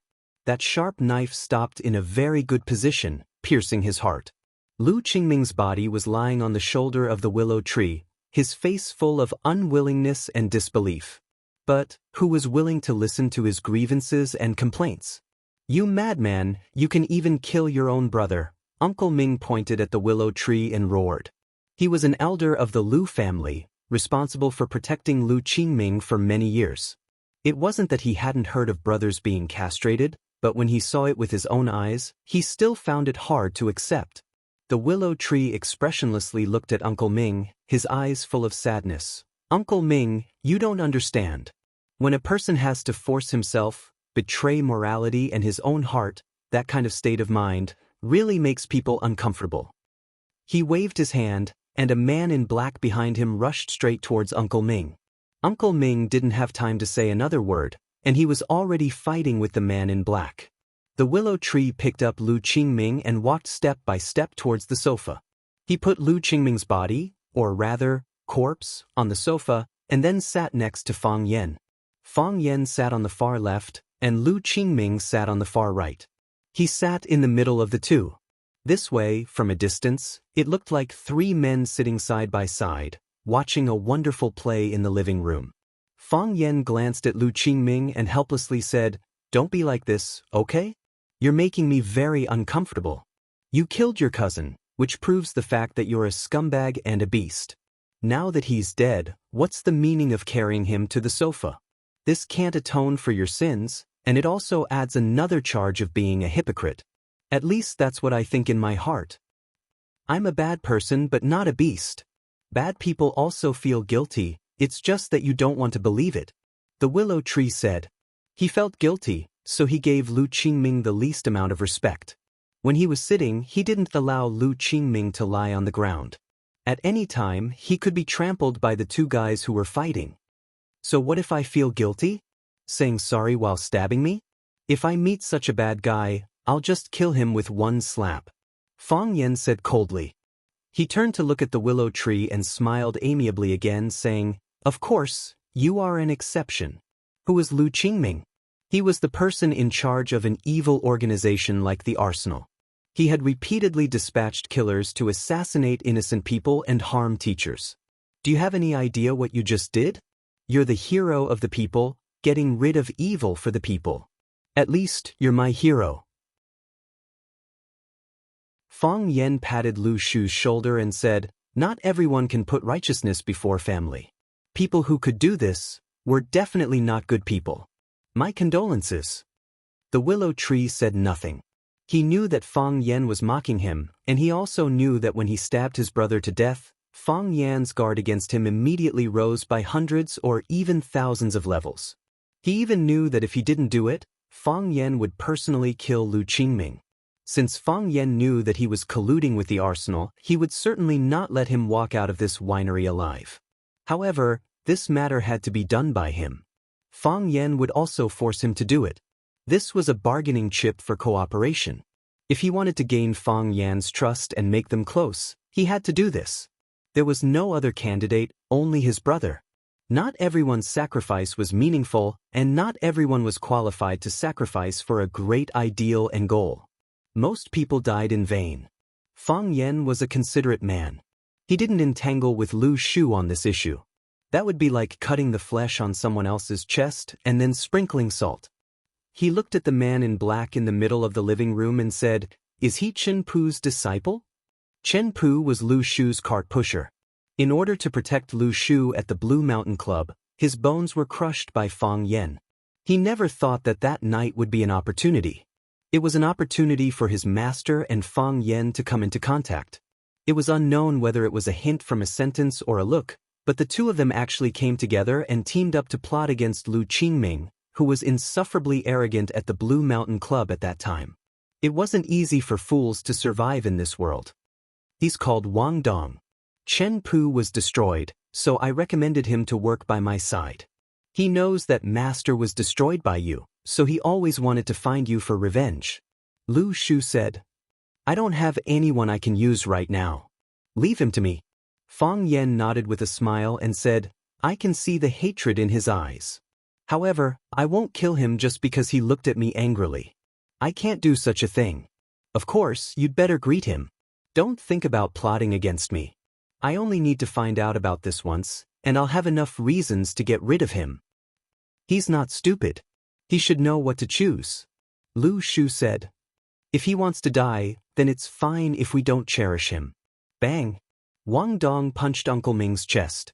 When Uncle Ming's lower body was unstable and he was pushed back, Wang Dong pounced on him and wrapped his arms around his neck. Crack! Uncle Ming's body softly fell to the ground, and he didn't move anymore. Lu Qingming was dead, and Uncle Ming was also dead.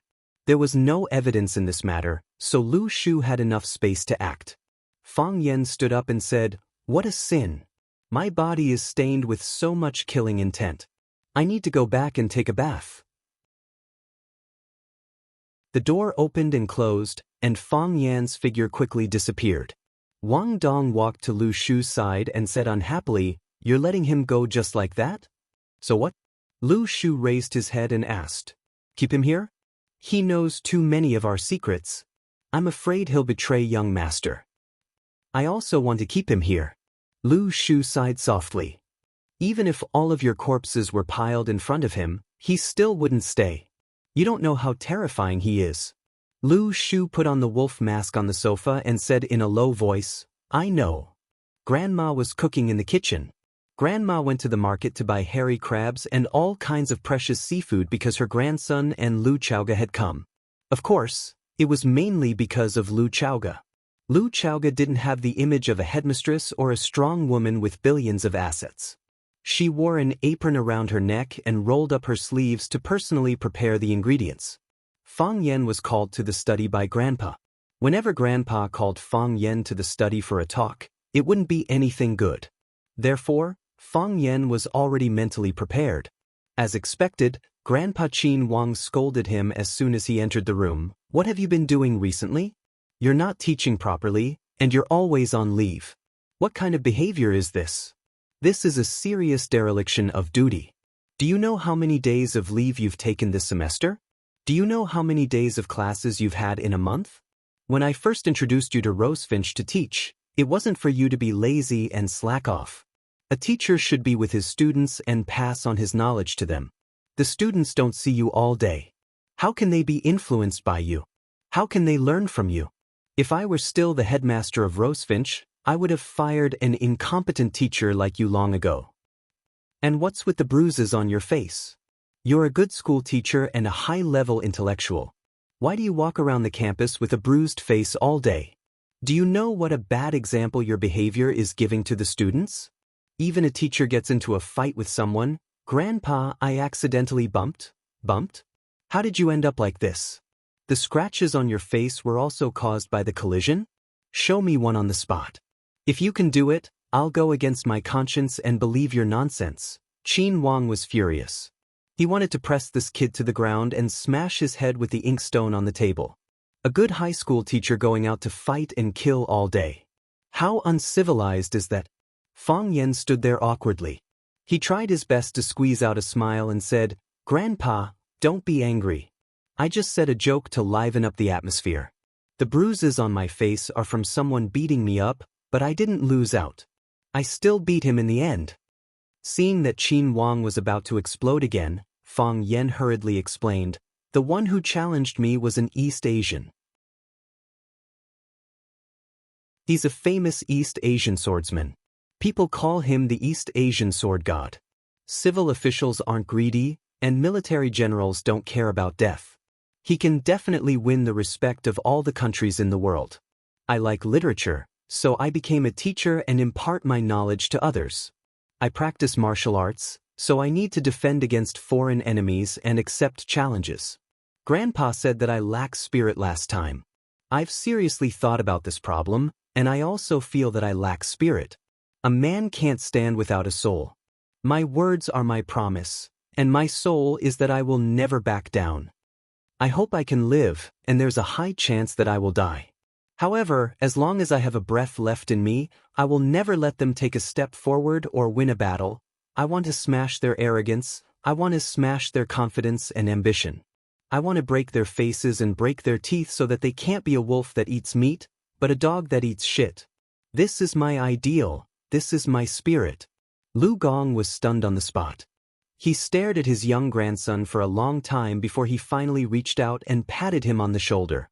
He said, "Your words are crude, but your logic is not."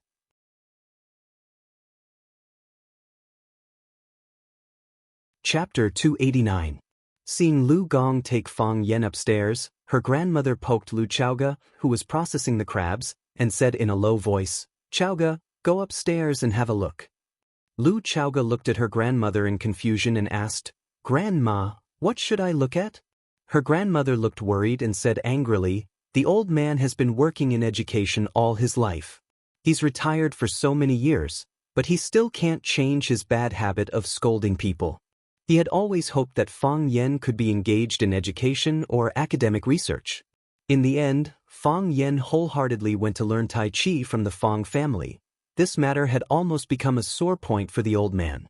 Several times when he went to bed at night, he sighed and said that a good seedling had been ruined. Yesterday, Headmaster Zhang Xiaofeng came to visit, and the old man asked about Fang Yan's work. Headmaster Zhang said that Fang Yan hadn't been in good health recently and had asked for sick leave.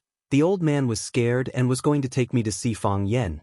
But today, I saw the boy's face full of injuries. What kind of illness could it be? He must have had a fight with someone again. The old man was so angry that he dragged Fang Yan upstairs to the study to teach him a lesson. The old lady glanced at the second floor and said, "The old man has a habit of scolding people in the study. A few years ago, he scolded Fang Yan so much that he didn't dare to step through our door. Go and have a look. Tell them to go downstairs for dinner." Even if the old man was angry, he could only hold it in when he saw you. He praised you a lot at home, saying that you were the best educator he had ever seen. In the end, he also went into business. Lu Chaoga really couldn't imagine how Fang Yan looked when he was scolded. With his sharp tongue, who could take advantage of him? However, only an unyielding elder like Lu Gong could make him respect and fear him, right? Lu Chaoga took off her apron and walked upstairs quickly. Since her grandmother was worried, she would go over to help. Before Lu Chaoga could reach the door of the study, she heard Fang Yan's impassioned voice. "Who do they think they are? A sword god from a few small islands dares to come to our great country of Huaxia to challenge us? To be honest, if it weren't for the fact that he was older than me, I wouldn't have fought him at all. It would be embarrassing. If I go, it would be a waste of my talents. If I send Fang Yingying and Fang Haohan, they would be more than enough to defeat him. They have the god of swords, we have the god of despicable. It's a perfect match. But I didn't do that. I have to respect the old and cherish the young. It's all thanks to Grandpa's good education. Otherwise, how could he have the chance to spar with me? Lu Gong's face darkened again. He said, I saw that you said a few good words just now, but after a while, you're talking nonsense. I have done some research on the Japanese. They are extremely selfish and proud, but they are also very hardworking. If the person who challenged you didn't have any ability, how could he become the sword god that they worship? He's number one in the Japanese, but in our country he's nothing, Fang Yen said stubbornly. Anyway, he didn't have any friendship with the Chiba army, so he didn't have any psychological burden to belittle him. Think about it, if he's really that powerful, why can't he beat me? Lu Gong thought about it seriously and said, whether it's learning or practicing martial arts, you can't be arrogant and complacent. I've never seen anyone who could reach the end of learning Hai Wuya. Grandpa, you're right. That's what I'm thinking, Fang Yen quickly agreed. After coming back this time, I also realized that I'm not good enough. Although I've been resting at home on sick leave for the past few days, I've never forgotten to read. I've read all the Chinese papers for the past few years. This year's final exam, Class 9 should be able to get a good result. That's because the children of Class 9 are working hard, Lu Gong said. He looked at the scars on Fang Yan's face and said with concern, work isn't in a hurry. You should rest when it's time for you to rest. Strike a balance between work and rest. I can't rest without being with the students, Fang Yan said with a sigh. Lu Xiaoge looked at this warm and affectionate scene and felt as if his heart was in a mess. Wasn't grandmother's worry too unnecessary? Lu Gong saw Lu Xiaoge standing at the door and showed a rare smile on his face. Xiaoge, what's up? Grandma asked me to invite you downstairs for dinner, Lu Xiaoge said. Lu Gong nodded and said, I'll go downstairs now. After that, he walked out of the study first. Fang Yen walked to Lu Xiaoge's side and asked with a smile, Grandma is worried that I'll be scolded by Grandpa, right? Seems like Grandma still doesn't know you well enough, Lu Xiaoge said. The more you go through, the more experience you have, Fang Yen said with a smile. Lu Xiaoge looked at Fang Yen and said, I've accepted Lan Mountain Valley's conditions. That's your problem, Fang Yen said. He rarely got involved in Chao Yan's matters, but Fang Yen was the one who initiated the cooperation with Lan Mountain Valley. With Lu Shu as a spy and Lan Mountain Valley as a pawn, if the other families wanted to take advantage of them, they would have to go through these two hurdles first. That's Chao Yan's problem, Lu Xiaoge said. Fang Yen waved his hand and said, let's go downstairs for dinner. Dinner isn't ready yet. Zhangxia Mountain, the mountain where the clouds fall. In winter, Zhangxia Mountain was a bit lonely, the mountain wind howled and the dried leaves fluttered, but it also had a different feeling to it. Jiang Qin and Yuan Lin were a bit excited to be back at Zhangxia Mountain. Jiang Qin pointed at a cliff and said, Mr. Fang saved us from there. If it weren't for Mr. Fang, those bad guys would definitely still be chasing us. I wonder what happened to them in the end. Bad guys naturally have to be punished, Zhang Dekai said with a smile. He was the righteous police officer who helped deal with the 3 scammers last time. This summer, he brought a crew to Zhangxia Mountain to film, so he led the team to guard the place. We won't let them off just because they're of different nationalities. Jiang Qin smiled sweetly and said, Thank you, Uncle Zhang. Zhang Dekai waved his hand and said, This is what we should do. The music video director was called Song Gu, a very influential figure in the film industry. He had filmed for many big names both at home and abroad. Everyone respectfully called him Brother Song. Brother Song found it hard to understand the importance Xia placed on Fang Yen. If the top star in the country wanted to find a Tai Chi master to film a music video, shouldn't those Tai Chi masters rush up crying and hugging his thighs? If they could get even a little bit of a relationship with Xia, wouldn't they be famous? Once they entered the scene, they wouldn't have to worry about food and clothing for the rest of their lives. Everyone knew this very well. In order to take care of this Fang Yen, Xia actually brought the whole group to Huaqing to film. Didn't she know that the trip, food, and accommodation for such a large group of people would require a lot of money? Brother Song's main dissatisfaction with Fang Yen was that he didn't receive enough respect. For a famous director like him, The actors he needed should have traveled all the way to meet him. How could he let him move to Huaqing? He thought that Fang Yan was more famous than him, which made him feel that they didn't treat him as a famous person in Xiaxia. The staff were setting the scene. Brother Song pulled Fang Yan aside and told him about the things he needed to pay attention to during the shooting. He said, "You have no shooting experience before, and you don't know any shooting techniques. So I don't expect you to cater to my camera. Just do what you are most familiar with. The focus of this music video is on you. You just need to do Tai Chi well and show the essence of our Tai Chi culture. Do you understand? Don't be flashy, just show the essence. You have to make people feel cool, gorgeous, and beautiful at first glance." Fang Yan patiently waited for him to finish and said, "Director Song, the essence of Tai Chi is not cool and gorgeous, but the deep meaning it shows when yin and yang blend. It is in line with the way of heaven, the way of humanity, and the way of nature. From these simple movements, you can get great relief and freedom." Brother Song was angry and said angrily, "Are you the director or am I the director? Do you understand the language of the camera? Do you know what it means to present in front of the camera? As long as I point the camera at you, you have to give me the best posture and the most attractive movements. You stand there like a mummy. Who wants to look at you?" Fang Yan smiled bitterly and said, "Director Song, you still have some misunderstandings about Tai Chi Tai Chi." Song Gu waved her hand impatiently and said, "It's not that I have a misunderstanding about Tai Chi, it's that you don't understand our director and the camera at all." Okay, you don't have to say any more." Song Gu walked up to Xia Ji, who was putting on makeup, and said, "Xia Ji, I want to discuss something with you. This actor is not good. I don't think he is suitable to be the male lead of our music video. I know you love this song, and I also know how important this music video is to you. In any case, we can't let this kind of idiot ruin all our efforts." Xia Ji waved his hand and signaled the makeup artist to stop for a while. He looked at Song Gu with a gentle and serious look and said with a smile, "I think he is very intelligent and has a very deep understanding of Tai Chi. Teacher Song, can't you let him try it? I think that when you really see him play Tai Chi, you will have a new understanding of him. Summer, this is your work, and it is also my work. I hope there are no flaws in our work. Don't you want a Tai Chi master? Leave this matter to me. I will make a call and there will be dozens of Tai Chi masters for us to use." Song Gu said stubbornly, "We have to change this person." Xia Ji looked at Song Gu and said, "Okay, then let's change people." Song Gu was overjoyed and said, "Xia Ji, you agree? I will tell him to get out of here and call someone.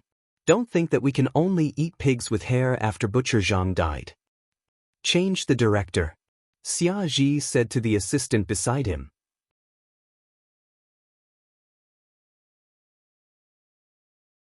Chapter 290. The smile on Song Ji's face froze before he could retract it. Replacement? It's not the actors but the director? Song Gu was about to cry. He knew that his feeling was right. They didn't treat him as a big shot at all. They didn't respect him. If they cared a little about his feelings, they would follow his words and replace that bullsh** T Tai Chi master. A big shot should have a big shot's temper. He wanted to throw out some harsh words and leave. But he suddenly remembered that there were all kinds of hidden rumors about Summer's identity in the circle. He couldn't say those harsh words no matter what. What was worse was that he couldn't flick the sleeves of his tight leather clothes. No one could stay if he wanted to, and he didn't dare to leave if he wanted to. He stood there in a dilemma, his face extremely embarrassed.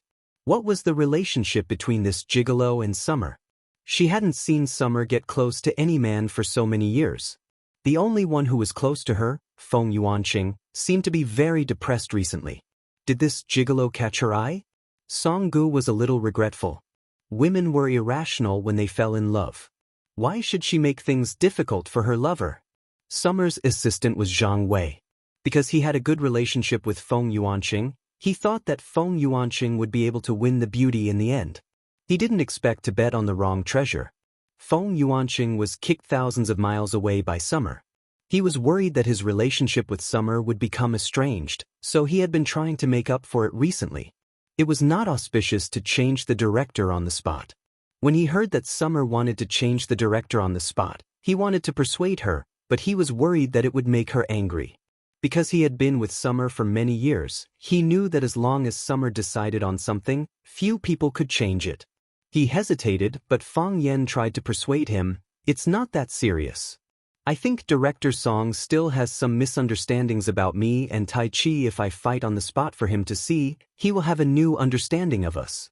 If it doesn't work, it won't be too late to change the director at that time." Fang Yen spoke, and Zhang Wei quickly echoed, "Mr. Fang is right." Sensei Songgu looks at Taiji from the perspective of the camera, while Sensei Fang looks at the problem from the perspective of the depth of Taiji. It's just that everyone's focus is different. We just need to find a common point, which is to be able to show the self-restraint of Taiji and also be able to look good on the camera. Isn't this what we need? Xia Xia looked at Songgu with a smile on his face and asked, "Teacher Song, what do you say?" "Then let him try," Songgu said. He thought to himself that they still needed him. It was easy to find actors, but not so easy to find a good director. Seeing is believing. I hope he doesn't disappoint. Xia Xia looked at Fang Yen and said, "You go through it first and let the two little girls remember the routine." "No problem," Fang Yen said. Fang Yen walked to the edge of the cliff and stood in the form of a plum blossom stake. As for the staff behind him who asked in a low voice why they had to walk to the edge of the cliff to play Tai Chi, no one was willing to answer such a stupid question, because no one except Fang Yen knew the answer to this question. Fang Yen took a deep breath and then gently tapped the tip of his right foot. His movement was gentle and comfortable, like an arc.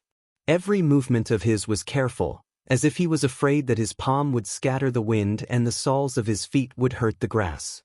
However, as time went by, his movements gradually accelerated. This kind of acceleration was gradual and would not make you feel abrupt or unnatural. His body was like an arc, like an iron bow, or like a curved willow. He was like a white ape that absorbed the chi of heaven and earth, like insects, fish, flowers, and plants. He was one with everything in the world. Every time he turned around, his body seemed to fall into the abyss. This made everyone enjoy this extreme beauty with their hearts in their throats. However, their worries were superfluous, because no matter how Fang Yen drew a circle or turned around, he stood there as steady as a 1,000-year-old pine tree. Not the slightest bit off, not the slightest bit off. The setting sun was like an egg yolk, revealing a little shy face in the thick white fog. Seeing the commotion over here, a small bird with colorful feathers also flew over and peeked its head out to observe. It was still chirping, looking adorable and cheerful. Fang Yen jumped, and the bird was caught in the palm of his hand. He stretched out his arms and imitated the bird's undulating wings. He knew that as long as he used this stunt, there would be female fans at the scene fainting. The bird stood in the palm of his hand. The bird accumulated strength, and Fang Yen released it. The bird lost its strength, and Fang Yen used the power of Tai Chi to lift it up. The bird became nervous, and its chirping became louder. However, when it found that it was not in any danger, and the game was fun, it began to enjoy it. When Fang Yen released his strength, it jumped with all its might. When Fang Yen gathered his strength, it landed steadily. It even turned around and chirped at Fang Yen, telling him to hurry up, "You bastard." The man and the bird were having a lot of fun.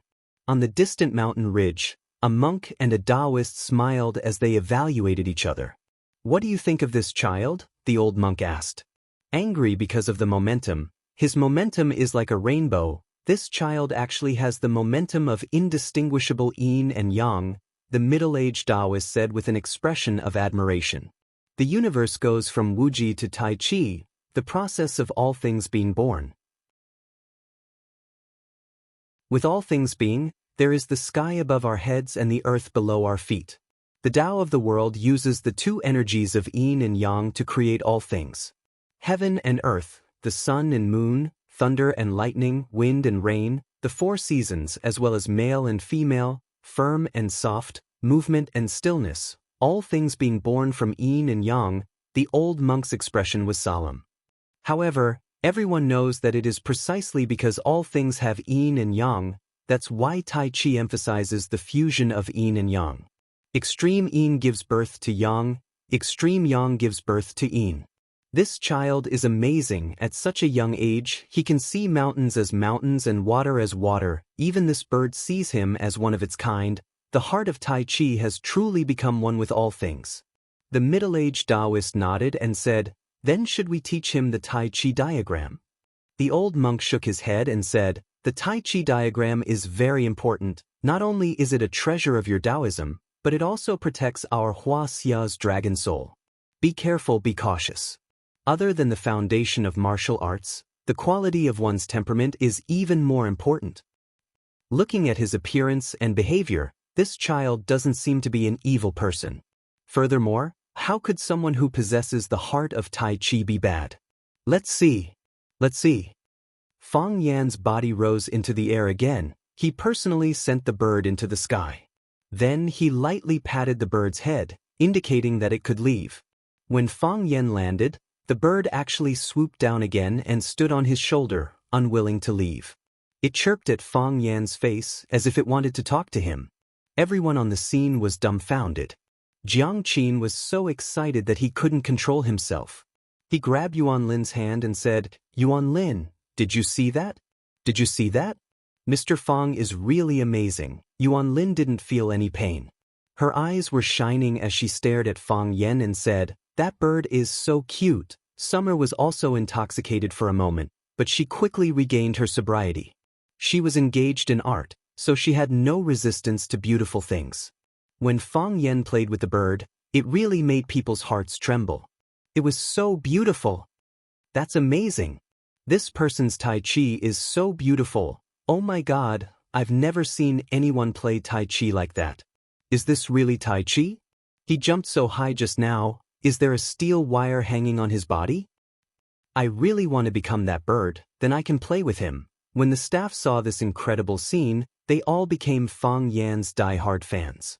The Tai Chi that Fang Yan presented was the Tai Chi that they had never seen before. It was the most beautiful and ideal Tai Chi in their minds. Song Gu was also stunned. "Master, this was a real Tai Chi master. How could there be such a Tai Chi? How could there be such a cool Tai Chi?" No, this could no longer be described as cool, but how could a cultured person be so pretentious? You clearly knew that he was pretending, but you still felt that this guy was really awesome. Song Gu kicked the leg of the cameraman next to her and shouted, "Did you take a picture? Did you take a picture just now?" The cameraman didn't have time to take off the cover of the camera lens. He said aggrievedly, "Director, didn't you say to take a look first? Look my ass. Look my ass." Song Gu kicked the cameraman's leg again and again. "Why aren't you afraid? Why aren't you afraid? What else do you want to shoot if not such a scene? I'm so angry, you idiots." Song Gu ran in front of Xia Ji and said with a flushed face, "Xia Ji, let's not change the person. It's him, it's him. He's a master, he can definitely give us the feeling we want. Yes, it's him. No one else can do it." "Did I pass?" Fang Yan asked with a smile. "Yes," Song Gu said. "You don't want to change the person?" Fang Yan asked again. "No."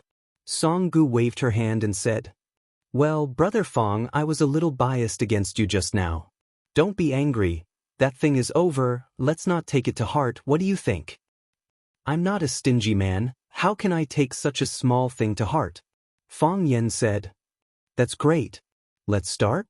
"Start what?" Fang Yan asked. He turned to look at Xia Ji and said, "My Tai Chi has been recognized by everyone, now we can change the director." Song Gu sat on the ground, so angry that her whole body was trembling. In the forest behind the crew, the middle-aged Taoist priest said to the old monk with an embarrassed face, "Let's watch again, let's watch again." The old monk laughed.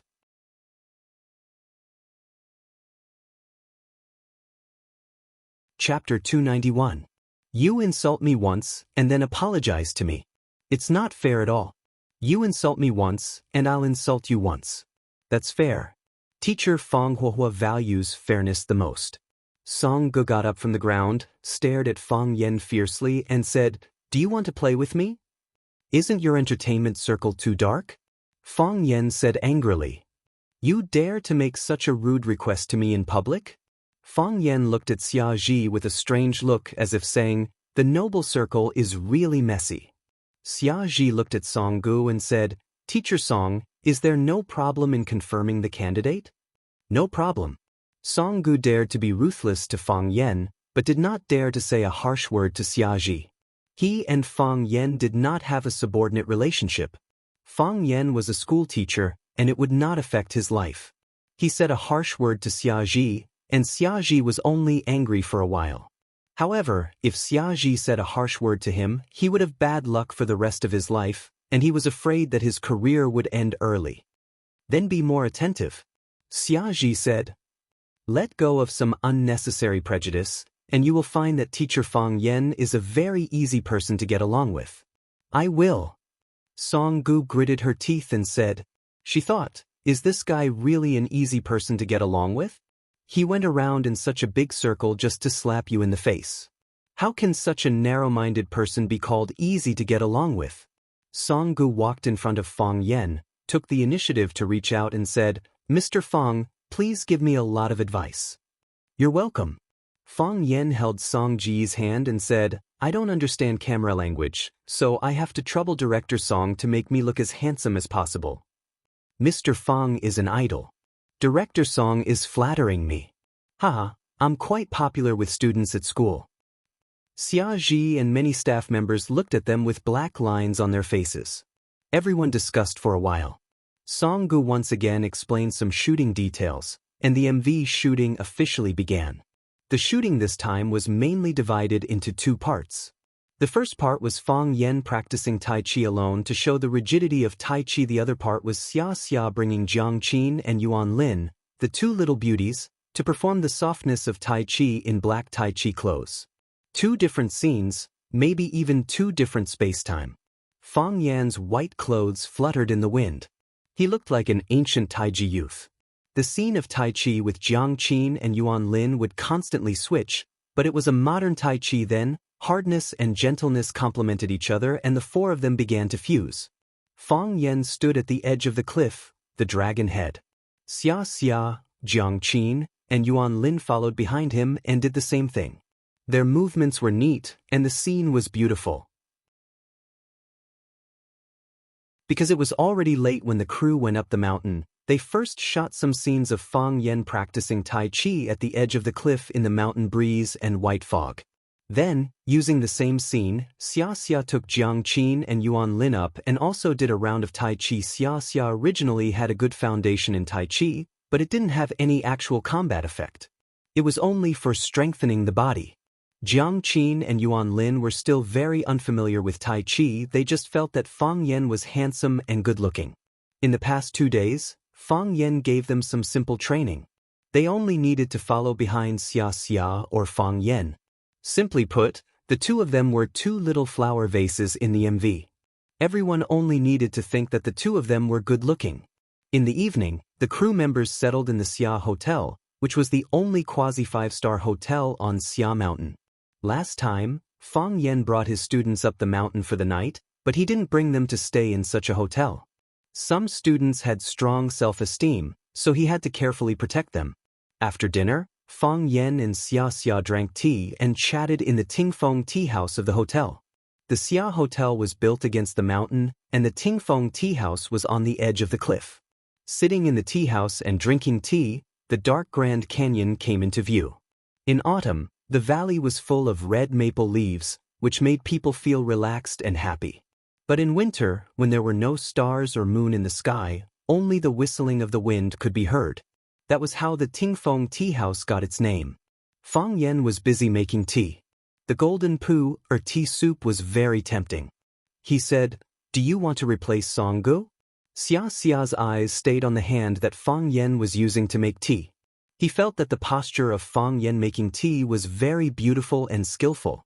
She liked Hua Xia culture and tea, but no matter how expensive the tea house was, how famous the tea made by the tea artist, she always felt that there was a lack of taste. Immortal taste. Yes, it was immortal taste. Pure heart and few desires, neither fast nor slow. No flattery, no filth. This was immortal taste. Unfortunately, few people could do it. I knew Song-gu 10 years ago, and all my music videos were made by him. At that time, he was just a very talented young man. Xia Xia explained softly. Later on, as his fame grew, people's nature also changed. Now he is the kind of person I don't like the most. If I don't stand up for you, he will insist on replacing you and then use his own people. Xia Xia looked at Fang Yan and said, I can tolerate people around me making some small mistakes in the field of life, but I will never allow them to criticize my work. This is my work. He wanted to try to control you, so he used me as an experiment. In the end, you slapped him back. Fang Yan said with a smile. This slap is fierce enough. I don't slap people, Xia Xia said. If he still doesn't know how to restrain himself, then cut off his hands and feet. Isn't this too domineering? Fang Yan's eyes widened. A scene appeared in his mind. Xia Xia, with disheveled hair, was holding a kitchen knife and chopping off Song Ji's hands and feet. Then he stood there and laughed, letting Song Ge lie on the ground and scream miserably, What are you thinking? Xia Xia said angrily. I mean, cut off his career line. I can make him call the wind and rain, and I can also make it difficult for him to move an inch. Why does this sound like something said by a gang leader? Xia Xia sighed softly and said, You don't know the darkness and dirtiness of the entertainment circle? Fang Yan asked worriedly, Will Jiang Qin and Yuan Lin be okay? If they can't resist the temptation, I can't do anything. But if someone wants to hurt them, I will cut off his hands and feet. This time, I will really cut off his hands and feet. Xia Xia said coldly. Those two little girls are quite lucky. With a big backer like you. Fang Yan said with a smile. I'm not their backer. I'm their sister and friend. I want to take them with me to do something. Xia Xia said. Women can also change the world. Or rather, change the world's perception of us. I've always believed that. I also believe that. Fang Yan said. A woman's greatest dream was to promote Hua Xia culture to the world, not to watch other people's culture invade. Fang Yan felt that this kind of woman was as great as him. Fang Yan raised his teacup and said, A toast to you. For what? For our noble sentiments. Fang Yan said. Xia Xia laughed loudly and said, Fang Yan, every time I chat with you, I'm very happy. But you can't like me. There are too many people who like me. Fang Yan said. When there are so many people, I don't know how to choose. Who asked me to be a Libra? It's a bit too much, I won't go join in the fun. Xia Xia said with a hint. Fang Yan laughed dryly and didn't speak. Some things were better not said. Xia Xia looked at the antique decorations in the tea house and said, The owner of the tea house must be a very elegant person. It's not called the Stargazing Tea House, it's not called the Maple Appreciation Tea House, it's called the Wind Listening Tea House. In his heart, even listening to the wind is a romantic thing. Then stargazing and maple appreciation are naturally not inferior. From the low place to see the rolling clouds, from the wet place to see the ninth heaven thunder. This person is very kind. Fang Yan nodded and said, It's just that the psychology of the nouveau riche is serious. Is there a need to put so many precious wood and antiques all over the house? It's like he's afraid that others don't know he's rich. What Sir said is very true. It's us who have fallen into the cliché. A middle-aged Taoist walked over with an incense burner and a smile. He walked to the table occupied by Fang Yan and Xia Xia and stopped. He put the incense burner on the table and said, Honored guests have come to visit. I'll give you a pot of tree incense. Please don't refuse. Fang Yan took a sniff. It was authentic ambergris. Moreover, the quality was higher than the ambergris he collected, and the smell was also pure. Fang Yan stared at the middle-aged Taoist warily and said, Who are you? Why did you give us tree incense? You didn't poison it, did you? Meeting by chance is also fate. Does Sir not believe in fate? Do you think I'm an idiot? Giving someone tens of thousands of yuan worth of ambergris incense when you meet by chance? Why didn't you give it to the two fatso in the corner?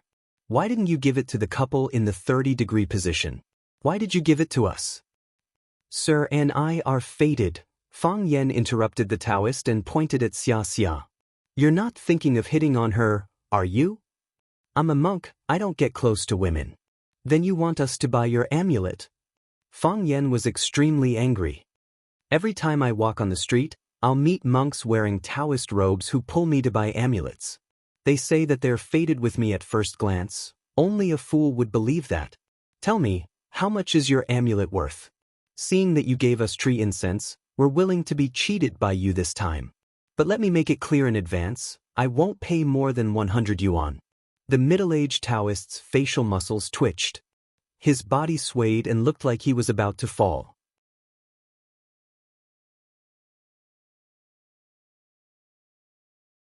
Chapter 292. Tianjizi felt very strange. According to his cultivation, it was impossible for him to have such a hysterical state. Was he going to suffer a heavenly tribulation?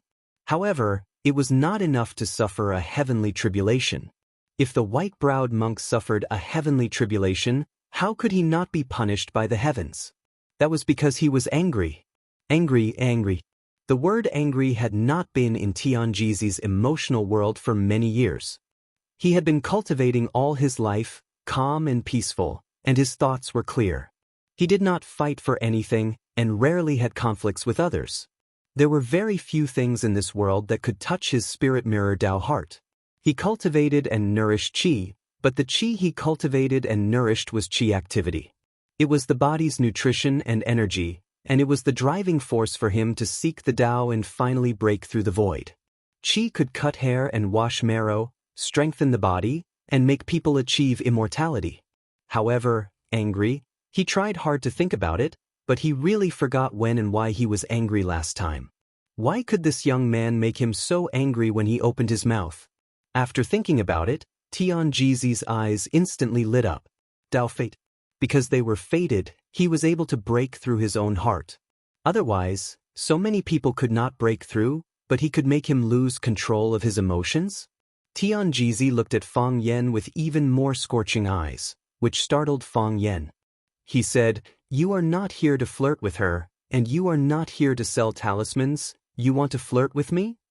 The smile on Tianjizi's face instantly froze.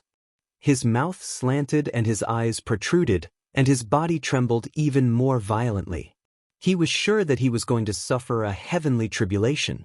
Otherwise, why did he feel like he was being struck by lightning? However, didn't the long-eyebrowed monk say that when he encountered the heavenly tribulation, he would experience 9 divine thunders? Why did he only experience 5? Was it because his cultivation was too low, or that monks were more unlucky than Taoists? Xia Ji held back his laughter, kicked Fang Yen under the low table, looked at Tianjizi and said, "What can I do for you, Jinren?" Tianjizi chanted the lousy Qingyo incantation several times, and with great difficulty, he suppressed the murderous intent in his heart. He bowed to Xia with one hand and said, "This humble Taoist feels that I have fate with this little friend, so I came here to have a chat."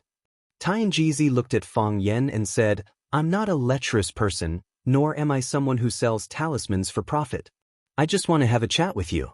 I don't have any evil intentions, nor do I have any malicious intent."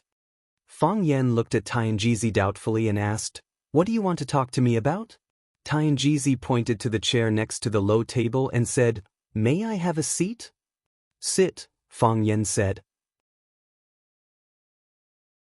He was a little curious about this Taoist priest. Tianjizi sat down on the side of the low table, looked at Fang Yen and asked, "Little friend, are you a martial artist?" "I know how to use Tai Chi," Fang Yen said. He looked at the Taoist priest's sitting posture and said, "From the outside, you don't seem to know any martial arts at all, but when you pulled out the chair, I felt a hidden movement in your qi, which made me wary. This chair is made of sour pear wood and weighs dozens of kilograms. You lifted it up as if you were grabbing a handful of cotton wool. It seems that you are also an expert." Xia looked at the middle-aged Taoist priest doubtfully, thinking, this is also a martial arts expert? These days, there are experts everywhere. In the blink of an eye, several of them have slipped away from under your nose. The Taoist priest took the tea that Xia poured for him and said with a smile, "I can't be considered an expert. I just used decades of martial arts to train my strength." "Well said." Fang Yen sincerely praised. "In the future, if others say that I'm an expert, can you lend me that sentence?" Tianjizi laughed and said, "You can take it. But I think that what you said just now, know how to use Tai Chi, is more effective. Experts who have the heart of Tai Chi, the number of Hua Xias in Nuod can be counted on one's fingers. If this is only 2 hands of Tai Chi, what about the other practitioners?" Fang Yan's eyes became sharp and said, "You know me? I was lucky to be at the scene of the Battle of One Sword Peak." Tianjizi looked into Fang Yan's eyes and said. Fang Yan was shocked and said, "I didn't feel your existence." Not only Fang Yan didn't feel it, but the Ministry of War also didn't feel it. Because at that time, the Ministry of War said that there were only 3 people present who could fight with him. After this battle, he must visit them one by one. Fang Yan learned from Lei Feng's good example and helped him point out who the 3 experts were, but this middle-aged Taoist priest was not included. Many people thought that only those who were good at fighting were real warriors. Of course, this was not wrong. However, being good at hiding was also a unique skill. The enemy was already at your door, but you still didn't know he was there. Just thinking about it made people's scalps tingle and their backs turn cold. "My little friend, don't panic," Tianjizi said, waving his hand. "When I hide in the wind, I become the wind. When I hide in the forest, I become a tree, a flower, and a grass. When the wind comes, I move, and when insects come, I don't panic. They and I are one. My little friend, your heart of Tai Chi has reached a higher level, and even the birds are willing to play with you. Isn't it the same? There are 3,000 ways in the world, but in the end, they all lead to the same destination. There is no difference between you and me." Fang Yan's hostility toward this Taoist priest deepened. This old guy followed him to the One Sword Peak to watch the battle between him and the Ministry of War, and he also saw the scene of him playing with the birds today. Was he a stalker? Fang Yan looked at the Taoist priest and asked, "How should I address you?" "My Taoist name is Tianjizi," the middle-aged Taoist priest said. "Tianjizi, why do you always follow me? I was fighting with the Japanese sword god, and you followed me. I caught a bird to play with, and you also peeped behind my butt. What do you want? Now that you have come to me, you must be ready to lay your cards on the table, right?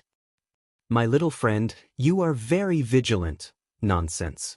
9 out of 10 Taoist priests these days are liars, and 1 is a bastard. He always grabs your hand and says that you will suffer a bloody disaster. There were several times when I wanted to make him suffer a bloody disaster. He sells talismans and I only lose some money. You don't even sell talismans, which means that what you are after is bigger. Who knows what I will lose? Some things are not things to give, but things to gain. If you give, but if you don't give, how can you gain? Tianjizi said. "My little friend, can you tell me why you learn martial arts?" "So that others can't bully me," Fang Yan said. After thinking for a while, he added, "When I want to bully others, I don't worry that they will hit me." "If that's the case, then why did you risk your life to accept the challenge from Chiba?" Tianjizi asked with a smile. "From what I saw and thought, you didn't have any confidence that you could win against that Japanese swordsman, right? You didn't give even an inch because you were proud and hot-blooded. Am I right? He took the initiative to challenge me and bullied me. How could I cower and run away? The worst outcome would be death. If I died, thousands of Fang Yans would stand up and kill him. No matter what, I wouldn't suffer too much," Fang Yan said. "Death is good. In order to uphold the dignity of a martial artist and protect the orthodox martial arts of Hua Xia, you were willing to fight to the death with the Japanese sword god even though you knew that you were not as strong as him. Just this alone makes you stand out among your peers. Actually, I thought of asking for help, but they didn't come. You are frank and direct, and you have the courage to admit to others that you are timid and cowardly. It's human nature to look for a solution when you encounter difficulties, but in the end, you relied on your own courage and ability to defeat your opponent. I am not timid and cowardly for a moment. I have always been timid and cowardly. Not only do I have that kind of thought, but I also put it into action. If I invited someone over, it would be him fighting the Japanese sword god, and I would be eating melon seeds and chatting on the side. You are a chivalrous person. Why did you purposely make yourself look so bad? Tianjizi looked at Fang Yen and asked, "Worried that people will criticize you and make fun of you?" Fang Yen sighed softly and said, "You are so shameless to praise me. Tell me, what do you want?" Tianjizi's expression was solemn, and his eyes were clear. His body was like a sleeping tiger or a coiled dragon, emitting a calm and peaceful aura. Ambergris smoke lingered in the air, and the faint fragrance was refreshing, making one's body completely relax and mind travel to the heavenly realm. This guy is good at showing off, Fang Yen thought. Tianjizi looked at Fang Yen and said in a compassionate tone, "The wind is strong, the tide is surging. The flood dragon totem, the fire phoenix nirvana. The dragon soul of Hua Xia, the glory is inextinguishable. The spirit of martial arts, the sun and the moon shine together. Thieves and evildoers covet from all directions, we should rise up and fight against them, using our hearts to punish them. The ancients said, establish a heart for the heaven and earth, establish a life for the people, inherit the lost knowledge for the saints, and establish peace for the world. The revival of China, and the protection of the dragon soul, we have no other responsibility."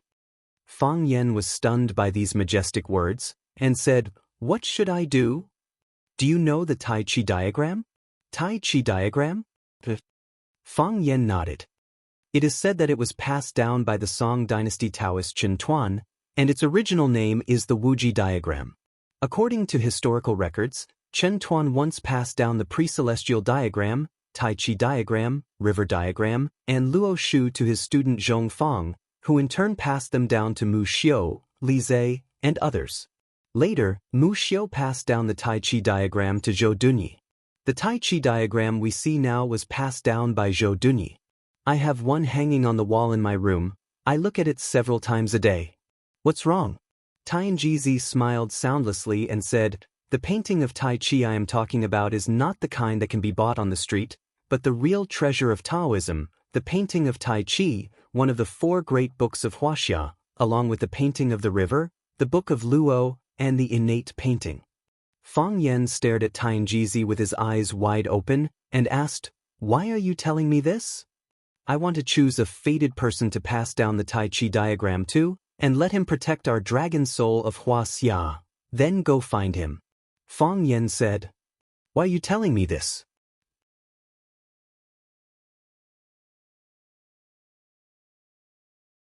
Chapter 293. As an innocent bystander, Xia Xia was worried that Tianjizi might slap Fang Yen to death at any time. Xia Xia thought, "If I were this Taoist priest, I would also slap Fang Yen to death. This is too much." Sure enough, Tianjizi raised his wrist. His palm kept shaking, but the tea in the cup didn't spill at all. Not only that, but the steam coming out of the cup suddenly disappeared. It was a strange scene. The steam was boiling a second ago, but in an instant, the smoke disappeared, the steam dispersed, and the hot water turned into cold water. Tianjizi slammed the cup on the table. The tea didn't break, but the sour pear wood table started to shake. Xia Xia was shocked and couldn't help leaning back. She was worried that Tianjizi would not be able to hold back his anger and pour the tea in the cup onto Fang Yan's face. In the end, she would be in trouble because the tea was so hot. She did not want to be disfigured. On second thought, she realized that masters should not pour tea on each other, pull each other's hair, and kick each other's balls. The tea was not cold, but frozen. Xia Xia touched it with her finger. It was real ice. Ovo. Xia Xia's eyes, which always gave people a sense of intellectual elegance, suddenly became like this. She couldn't accept and believe such a change. Was this magic? The golden poo or tea had turned into golden ice cubes, sparkling and translucent under the illumination of the light. It looked very cute. Fang Yen was also shocked. He knew this Taoist priest was a master, but he didn't expect him to be a master of a master. Just by using the move, turning water into ice, it was already amazing. His internal strength cultivation could leave him several streets behind. Tianjizi closed his eyes and muttered something. His lips moved faster and faster, and then he suddenly let out a muffled roar. The shout was not loud, but it was extremely harsh. Xia Xia's face was pale, and Fang Yan's ears felt as if they were being pricked by needles. It was very uncomfortable. Not only did Xia Chen and Fang Yan suffer, but the other guests of the Tingfeng tea house were also not spared. When they heard this shout, the faces of those who were discussing turned ugly, the eyes of those who were looking at each other were filled with fear, and the smiles on the faces of those who were chatting and laughing became stiff and ferocious, as if they were discussing how to chop someone up. They all felt as if they had been hit by something, but no matter how hard they tried, they couldn't find the weapon that had hurt them. They all thought it was a panic attack and were focused on doing their own things. However, they were startled by the sudden sound. Therefore, they all pointed at the middle-aged Taoist priest and cursed him. "Why are you shouting in the middle of the night? Don't you have any manners?" This was a more elegant way of scolding. "Old man, you must be tired of living. Do you believe that I won't slap you to death?" This was a more courageous way of cursing. To be honest, Fang Yan was quite looking forward to him coming over to slap the old guy. "Which dog is barking in public? Hurry up and bring it back. Don't run around." This was a curse that brought about one's own destruction. Fang Yan couldn't bear to look in the direction of where he was. Tianjizi paid no attention to the attacks and insults outside. He slowly opened his eyes, and his expression became bright and clear again. He had the demeanor of an expert. He looked at Fang Yan and said, "Buddhism pays attention to the fruit of suffering, and Taoism pays attention to fate. My young friend Fang Yan, you and I are fated. Otherwise, how could you repeatedly break my Taoist heart with just a few words? Although this curse came from my mouth, it started because of you, so this resentment should also be placed on you." Xia Ji helplessly looked at Tianjizi and said, "Spiritual master, Fang Yan also often breaks my peace." Xia Ji had the most right to speak about this kind of thing. When she and Fang Yan met for the first time, all kinds of unpleasant things happened. Fang Yan had a kind heart, but he had a venomous tongue. Feng Yuanqing almost died of anger when he met him. "That's also because you are fated." Tianjizi pretended to be profound and said with the face of a charlatan, "If you are not fated, the world is so big and there are so many people. How can only the two of you sit in this Tingfeng tea house and drink tea and listen to the wind?" Xia Ji's mouth slightly opened. She felt that what he said was so reasonable that she was actually speechless. Tianjizi's focus was on Fang Yan, so he once again put his gentle and kind eyes on Fang Yan's face and said in a clear voice, "If we are fated, we should cherish the fate. I and my young friend Fang Yan hit it off the moment we met, and I see that you have the heart of Tai Chi, but you are not arrogant and rash. You have a noble character and wisdom like the sea. Therefore, I think my young friend Fang Yan is the most suitable inheritor of the Tai Chi diagram." Fang Yan stared at Tianjizi and said, "You want to give the Tai Chi diagram to me?" "Not give, it's pass." Tianjizi corrected his words. "That was a treasure. Could it be given away? It could only be passed on. Look at what the ancients said. Carry on the sacred arts of the past." They used the word inherit. "For free?" "For free. You just said that it is the treasure of your Taoism?" "Indeed. You also said that there is a dragon soul in it? To protect Hua Xia's dragon soul." "Are you crazy?" Fang Yan asked with a look of disbelief. "Why don't you hide such a good thing for yourself and give it to an outsider like me? It's good to pass it on to your son and grandson." "Oh, I'm sorry, I don't know if you have been married and had children. It's also good to sell it. If it is really as mysterious as you said, it can definitely be sold for a good price." Tianjizi felt something flowing out of the corner of his mouth.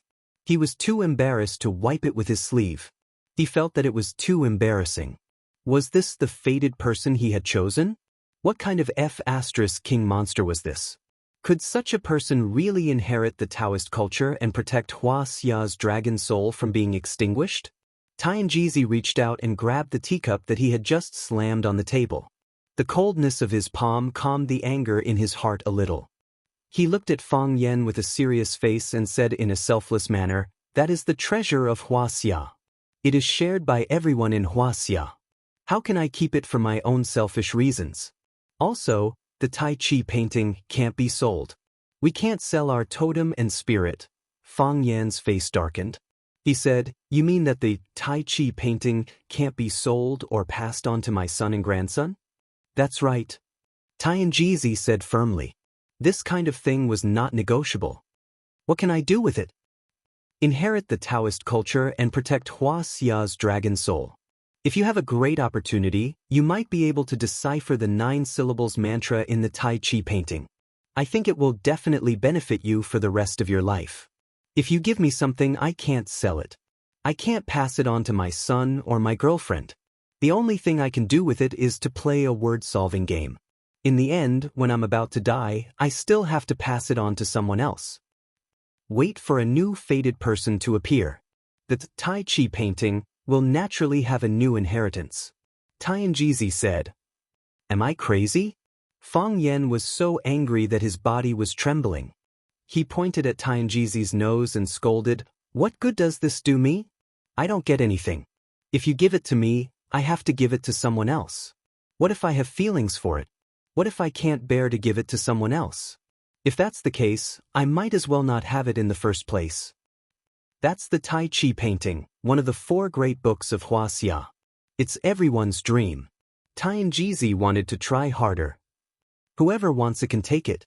Fang Yan said angrily. I've heard a lot of stories like this.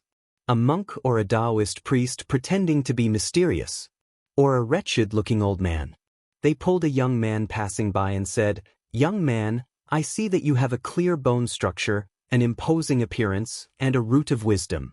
You are a rare martial arts genius. If you concentrate on cultivation, you will become a great person in the future. Come here. I have a book called 18 Dragons Subduing Palms. Whoever believes it is an idiot. Immortal, are you okay? Xiaji asked carefully. She felt that the Taoist priest had suffered a great blow tonight. She didn't know if he could bear it. The timing is not right. The timing is not right. Tianjizi said with infinite regret. The old monk is right. Let's wait and see. Let's wait and see. Tianjizi stood up.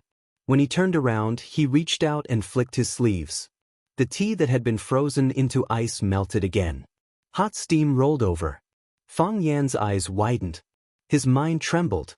He stared at the cup of tea without blinking. He stared at the rolling steam above the cup. He reached out his hand and touched it. The steam really did have heat. It was not a cheap trick on the street. The dead tree has come back to life. Fang Yan exclaimed. The dead tree has come back to life. He pushed the chair away and stood up, but the middle-aged Taoist priest was nowhere to be seen. He grabbed Xiaji's shoulder and asked, Did you see him? Did you see where he went? Xiaji shook her head. She didn't understand why Fang Yan was so excited all of a sudden. She didn't see him like this even when the boiling hot water turned to ice. I'm looking at the tea in the cup. Fang Yan went to ask several people, including the waiters of the Tingfeng tea house. However, no one told him where Tianjizi had gone. Fang Yan stood in the Tingfeng tea house and cursed, Do you have any patience, old man? Do you have any integrity? You said that you will pass the Tai Chi diagram to me. Hurry up and give it to me. Don't you want to take me as your disciple? How can it be so easy to take a disciple? Other people's masters are crying and shouting, hugging their disciples' thighs and begging. If one day doesn't work, they will come 100 times. If one day doesn't work, they will come 100 days. Can't you at least hold on? When I don't agree, don't you know how to slap me? Fang Yan cried aggrievedly and shouted with red eyes, Godfather, where are you?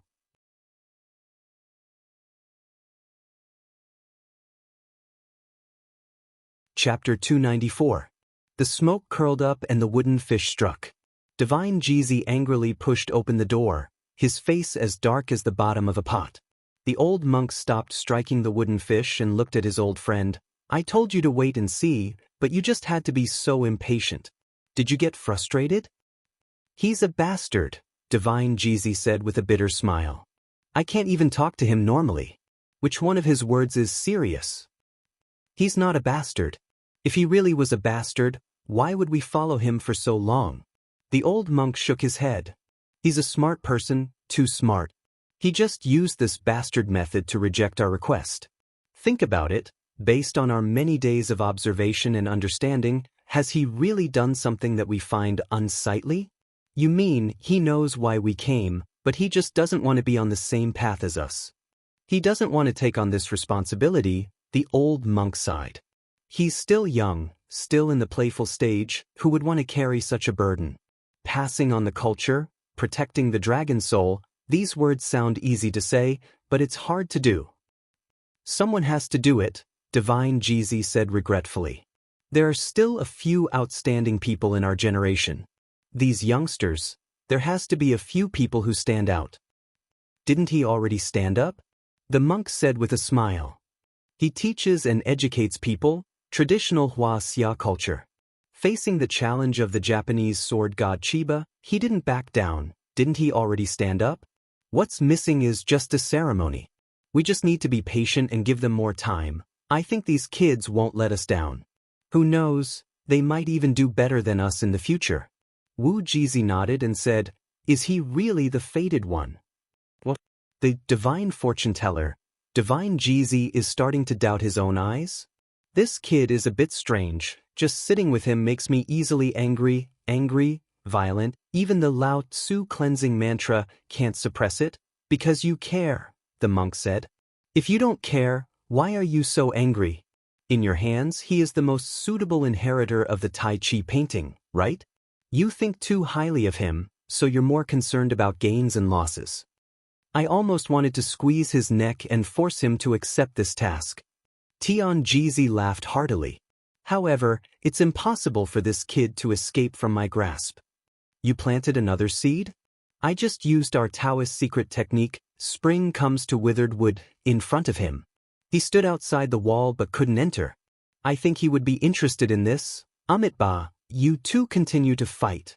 Who knows, we might end up as a family, the monk said with a smile as he struck the wooden fish again. Talk. Fang Yen was very frustrated. He locked himself in his room, boiled a pot of water, and poured it into a teacup. He held the teacup full of water in his hand and used the suction technique of Tai Chi to suck away the steam inside the teacup. The boiling water that had just been boiled immediately became cold water. He once again infused Qi into the teacup. The cold water slowly froze, then became a snow-white ice cube. He flicked his sleeves at the teacup. A scorching force blew through the mouth of the teacup, and the ice cube instantly melted into water. It was a simple cup of cold water. Fang Yen painfully banged his head against the wall. What's missing? What's missing? Fang Yen couldn't understand. Why did the same cup of ice melt with a flick of his sleeves and turn into hot tea? Why couldn't I do it? Why did I only get a cup of cold water when I melted the ice? This was the obstacle of consciousness. It was also called the critical point. From point A to point B was only separated by a thin wall. As long as one opened a door, they could jump from point A to point B. But where was that door? Don't underestimate this thin wall. Many times, it could trap a genius in the same place for the rest of his life. Fang Yen was walking on a road that no one had ever walked before. Or rather, someone had walked on this road, but he didn't know who, so he had no experience to learn from. He asked the old drunkard, and the old drunkard told him to explore it by himself. The road ahead was long, and he was also in the stage of exploration. Fang Yen could feel that he was the same kind of person as the old drunkard, and also the same kind of person as Yiro. However, Tian Jeezy obviously stood at a higher level, a higher position. He could give him guidance. Fang Yen really wanted to grab him and ask him, what's going on with me now? Why did the state of Tai Chi become completely incomprehensible and unfamiliar to me? What's its final form? What's my goal? What should I work toward? Zhang Chen wanted to practice Qi by force, so he had his own confusion. Fang Yen also had Fang Yan's troubles. Fang Yen could answer Zhang Chen's questions, but few people could answer Fang Yan's questions. There were too many unanswered questions in his heart, and every answer was incomparably important to him. If Tian Jeezy could help him solve the problem, not to mention calling him master, he could even call him godfather. Other people could call him godfather for a bit of money, So what was wrong with him calling him godfather for the sake of his supreme pursuit of martial arts? Fang Yan really didn't mind. Bang, bang, bang. He knocked his head on the wall again and again. He really wanted to know, what did he do wrong? What did he lack? Bang, bang, bang. The sound of his head hitting the wall came again. Fang Yan looked at his head in confusion. It hadn't hit the wall. Someone was knocking on the door. Fang Yan walked over and opened the door. Jiang Qin was standing at the door in a nightdress with a smile. Fang Yan looked at Jiang Qin and asked, "Why aren't you sleeping?" "I can't sleep. So I came to chat with Mr. Fang," Jiang Qin said shyly. It was a little embarrassing to stand in front of his teacher in the middle of the night. "I'm already asleep," Fang Yan said. "Let's talk tomorrow. Hurry up and rest. We have to get up in a few hours to film. The next scene will be the scene of the sun rising. You have to rest well and show your most beautiful posture to the audience." Jiang Qin looked a little wronged, but he tried to smile and said, "Okay. Good night, Mr. Fang." "Good night," Fang Yan said with a smile. Jiang Qin turned around and left. He entered his room and closed the door. The door of the room next door opened. He stood at the door with a cardigan sweater over his pajamas. "She's sad," Xia said. "I'm also doing this for her own good," Fang Yan said. "One day she'll understand your painstaking efforts," Xia said. "She'll be glad to have a teacher like you." "It's late. Go to sleep," Fang Yan said. He waved at Xia Ji, then turned around and entered his room. Xia Ji stood at the door and looked at the closed door of Fang Yan's room in a daze. This man, what kind of man is he? Because the entire crew lived on this floor, he refused to let students enter his room. He was worried that some people would see it and bring trouble to Jiang Qin. The entertainment circle was a circle of right and wrong. A small joke like Jiang Qin knocking on the door of a male teacher's room in the middle of the night might seem inconspicuous now, but when she really became famous, those hidden monsters would jump out and bring her a lot of trouble. Fortunately, he was very sober. When Xia Ji saw Fang Yan for the first time, it was the scene of Fang Yan standing under the rising red sun and playing Tai Chi. Therefore, she stubbornly believed that it was the most beautiful scene and that such a scene must be included in her MV. Thus, the whole crew got up early the next day to shoot the sunrise. The two little girls, Jiang Qin and Yuan Lin, were in very good spirits. They took the initiative to help distribute lunchboxes to the staff of the crew. Fang Yan paid special attention to Jiang Qin and was relieved when he found that there was no abnormality. After all, she was just a child. Her mood was bad and good faster. After a night's rest, she probably couldn't remember what happened yesterday. Seeing that Xia Ji was looking at them, the two looked at each other and smiled. The shooting plan was temporarily modified. They still shot the scene of the rising red sun, but the shooting location was not in the slightly flat sky, but in the tiger leaping gorge. Song Gu thought that the terrain there was higher and the location was steeper. If it was filmed there, it would give people a more beautiful and three-dimensional feeling. More importantly, he was going to let Fang Yan do Tai Chi on the left side of the tiger leaping gorge, and let Xia Ji take Jiang Qin and Yuan Lin to the right side of the tiger leaping gorge to do Tai Chi left and right, hard and soft. They did it at the same time, with several cameras working at the same time. When the time comes, the edited MV must be beautiful. This was Song Ji's original words. Xia Ji was a workaholic. After listening to Song Ji's explanation, he also felt that this idea was very good. Thus, the group rushed to the Tiger Leaping Gorge. The Tiger Leaping Gorge was the place where Fang Yan encountered the monster killer group last time. There were two tall cliffs on the left and right side. It was said that on the night of the full moon, a fierce tiger howled at the moon and then jumped from the cliff on the left to the cliff on the right. The monster group's grave was covered with weeds, but the Tiger Leaping Gorge was still gloomy and ghostly, giving people infinite temptation and pushing people away. Song Gu liked this place very much and said happily, "It's so beautiful. So beautiful. That's the feeling I want. Dark and lonely, like an old man in his twilight years. But when the first ray of sunlight shines on the Tiger Leaping Gorge, it gives people a feeling of light and hope. It must be unbelievably beautiful." Xiaji was also very satisfied with this place and was full of expectations for the later filming. Because Fang Yan was the main character in the MV, he needed to play Tai Chi on the cliff facing the east. On the other hand, Xiaji, Jiang Qin, and Yuan Lin needed to go down to the mountainside and take the ropeway to the other side of the Tiger Leaping Gorge. Of course, Songgu also followed Xiaji to the other side. On Fang Yan's side, there was only an assistant director accompanying him.